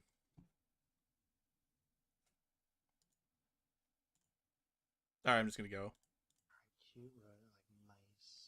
Wall, mouse wall, Mice search. rat. House, architectural. It's Guinea gonna be pigs. More rodents. Oh, Keep on more Raccoon. Squirrel, Hamster. Squirrel Town. mole. Amsterdam. Oh my God, Hamsterdam. Jesus Christ. Oh, that's good. That's good. Oh, okay. Amsterdam. I said sound alikes, not not a direct homophone. Amsterdam. But, oh, okay. That was What good. else? That was good. You think Yogi is able to do it? Do you think Yogi's able to do it?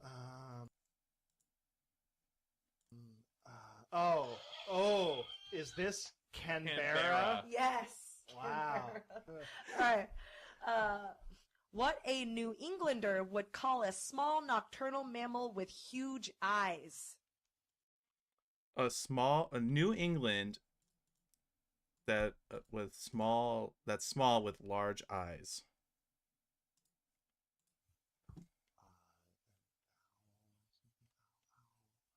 Nocturnal small mammal. nocturnal mammal. Lemurs, marmosets. What are nocturnal mammals? Large eyes. Mole.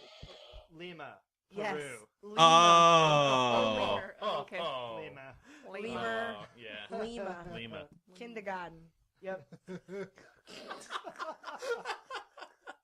All right, last one. Not very strong, but we'll see. This is better than last time. I think they're all strong. They're all It's good. silly. They're all good. Fuzzy plant bovine. Fuzzy plant bovine.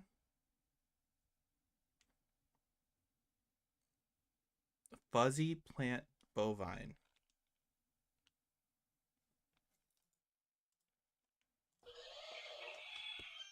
Oh, Moscow. Oh. Very good. That was great. Yay! Thank you. I'm glad we did that again. Thank you. All right. Lima. Lima. Lima. I am not a Lima. That was good. And that's our show. Thank you guys for joining me, and thank you guys listening. All right. What'd you guys think of that episode? I thought that episode was quite... I did think the other one was better. I thought the fighting one was more interesting, but I did think that one was pretty good.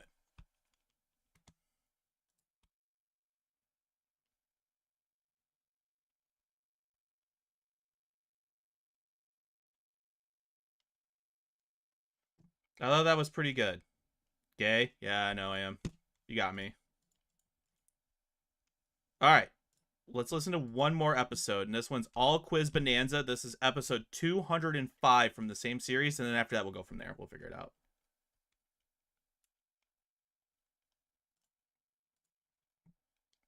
This is from April 2021, by the way.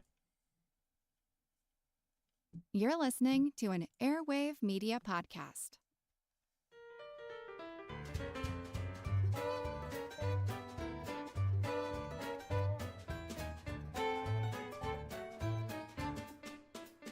Hello, crazily crafty cranial croissants, cream puffs, and Queen of Mons. Welcome to Good Job Brain, your quirky quiz show and offbeat trivia podcast. This is episode 205, and of course, I'm your humble host, Karen, and we are your assembly of associates ascertaining assorted assets. Woo! I'm Colin. I'm Dana. And I'm Chris.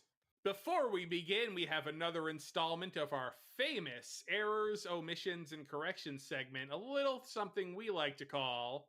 Actually, what you said just wasn't true. Actually, do you mind if I correct you? Because actually, factually, and quite enthusiastically, I was right and you were wrong. That's exactly what inspired me to write this actually song.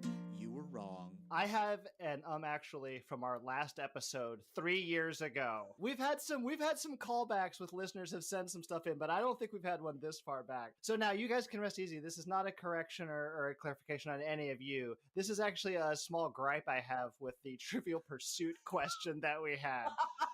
This is how petty I am. Just in case you're a new listener, yeah. Oh, which is and all of these Trivial Pursuit cards are like 20, 30 years old anyway. So the timeline of this grudge is extensive. Quite long. Yeah, and this is one of those where it's not wrong. This is but I great. think it's just a bad question, which in some ways is worse than being wrong. So I went back, we were getting the band back together. Let me just lay some context. And so I went back to listen to our most recently posted show, which was Go West. Karen, at the top of the show, you had our Trivial Pursuit questions, and the question was, what was the name of the band Jim Morrison was invited to join before the Doors were formed? Then the answer was Rick and the Ravens. I even said on the air, I'm like, I'll have to look them up. I've never heard anything about them. And you did! 3 years later, and I here we did. go. And I did because I'm so mad when I did because this is a question. The way the question sounds like it's like, what other band did Jim Morrison turn down before he joined the Doors, right? I mean, like that's how I interpret it. So I looked up Rick and the Ravens. All right, Rick and the Ravens was just the band that turned into the Doors. It's so like Rick and the Ravens was a going concern as a band. They invited Jim Morrison to join the band. Hmm. He did. And then some of the other members left, and they changed their name to the Doors. Is basically the story of it. Oh. So that's my complaint. I can sleep Okay. easy tonight. Well, There we will go. Forward it on to the Trivial Pursuit Corporation. Yep, send it to 'em. They can Fuck 'em. find the person who wrote it, who's probably dead of extreme old age. We'll see if I can find a person who cares, and they'll get back to you, Colin. Well, speaking of Trivial Pursuit, without further ado, let's jump into our first general trivia segment, Pop Quiz Hot Shot. This is where I select a random card from the Trivial Pursuit box and ask you some questions. You guys all have your barnyard buzzers. Buzz in with the answer. Here we go. Blue Wedge for geography. When East Pakistan separated from West Pakistan, it formed which country? That was Colin. I think that was Bangladesh, yes? Correct. Bangladesh. Damn. Pink Wedge for pop culture. In the film Jurassic Park, where did the dinosaur DNA come from?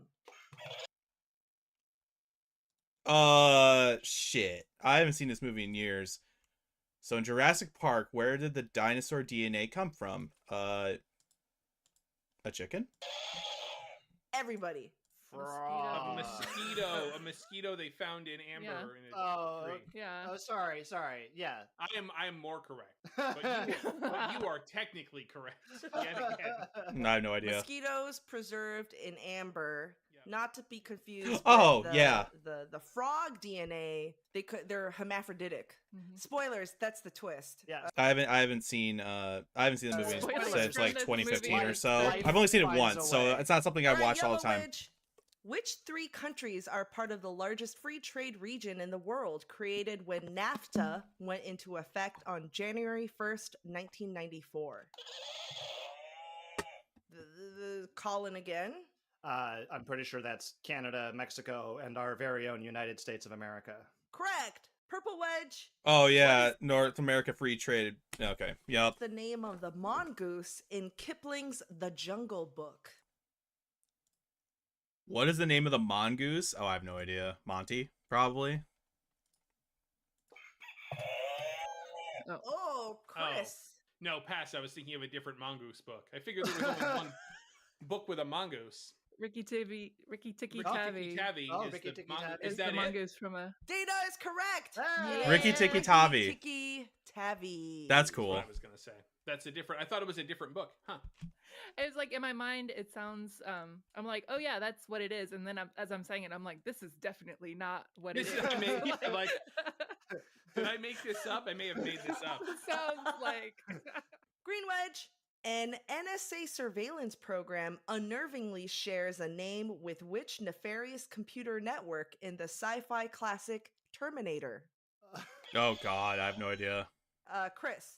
Skynet. Skynet in all caps. Oh, okay. Last question, Orange Wedge. Which pasta is whiter? Isn't orange sports and leisure? I guess this is leisure. which pasta is whiter? Hold on. This is a multiple choice question, right? Yes. It's not just open ended. No. Fettuccine or linguine? Ooh. All right, Frank. You should know this one. Which pasta is whiter, fettuccine or linguine? It's on you. You got this.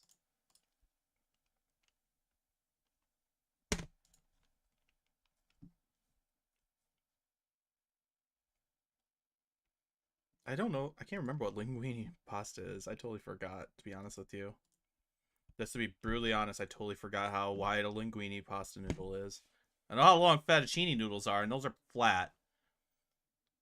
I might go fettuccine.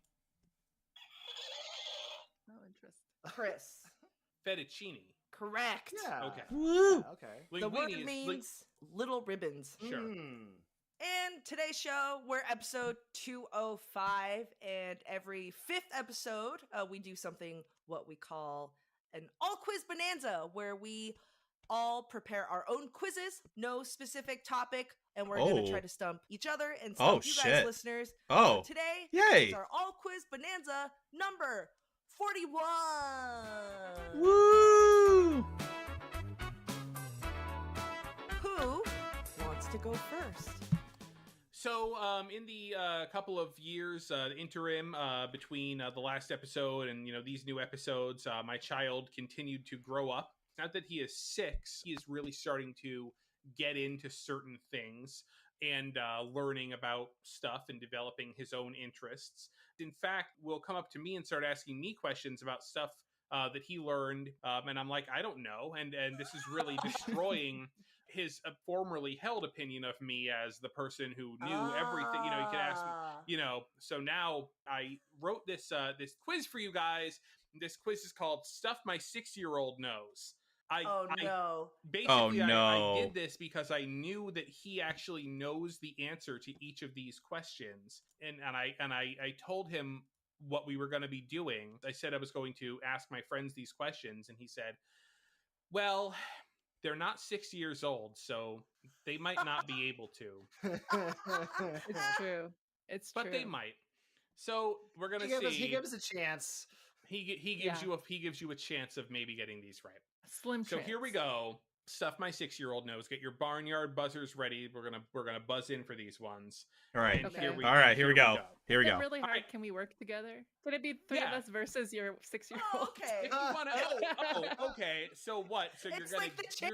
you're He's gonna the gang up chaser. on him? Yes. Okay. He's the chaser. Sure. Yep. Okay. Let's see how you guys do. Okay. Question number 1.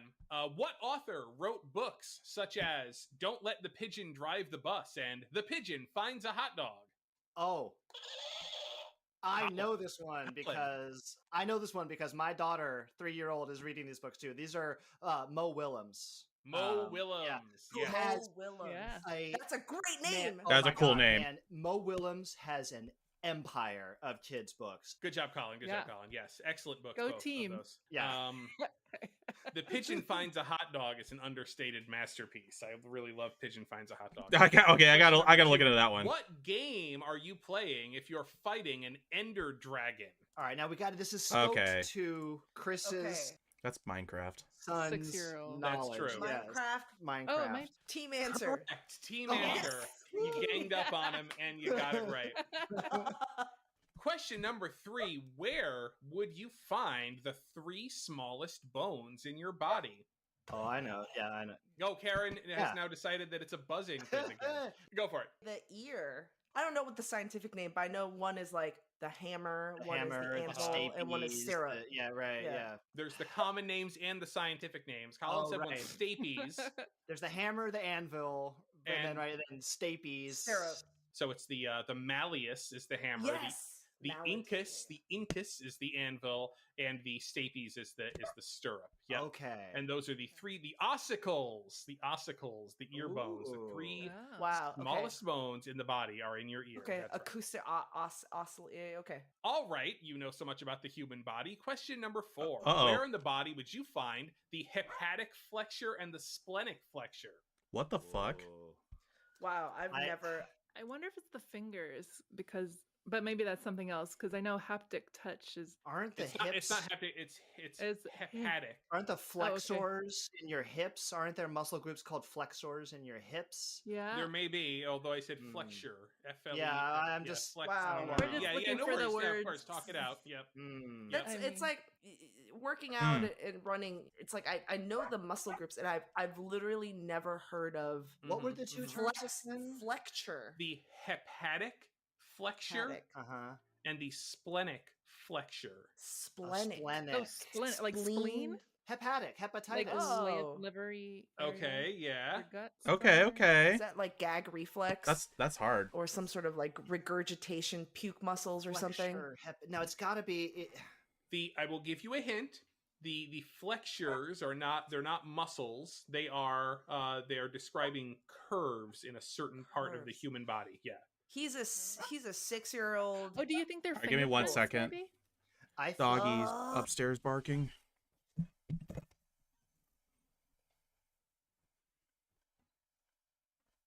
Shut your butt, mister. Shut your butt.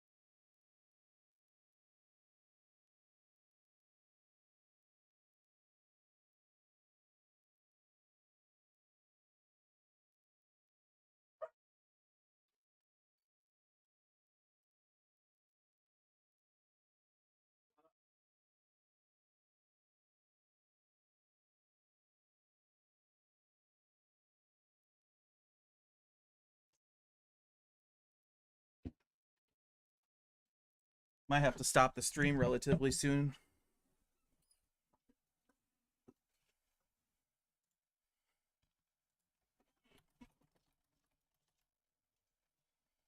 I might have to cut the stream soon because Zach left, and so the doggy is going to be all over the place. And he's going to be barking the whole time. Unfortunately.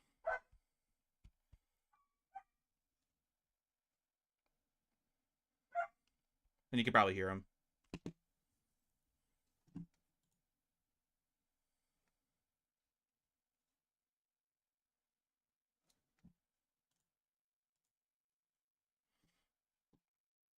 So, yeah, I think I might just do that.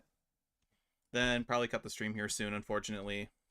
Because now the roommate just left and he left his dog, so I have to take care of his dog. And he's still a puppy, basically. He's like 6 months old or something like that. So basically a puppy. We'll see. We'll see if he keeps barking. Because he's just chilling right You're now. onto something with hepatic and splenic? Yeah. Oh, there he goes. Sure. Okay, so... He drives me nuts, though. Oh, man. You can hear him, right? You can probably hear him. So, yeah, I think now is the time to cut the stream, unfortunately. But I just want to say thank you guys so much for hanging out with me. I will probably stream more tomorrow, to be honest with you. I got nothing going on tomorrow until I work at 5, so I don't have to work until 5 p.m. So I'll probably get on before then and stream a little bit. I appreciate everyone dropping in. I appreciate you all so much. I love y'all.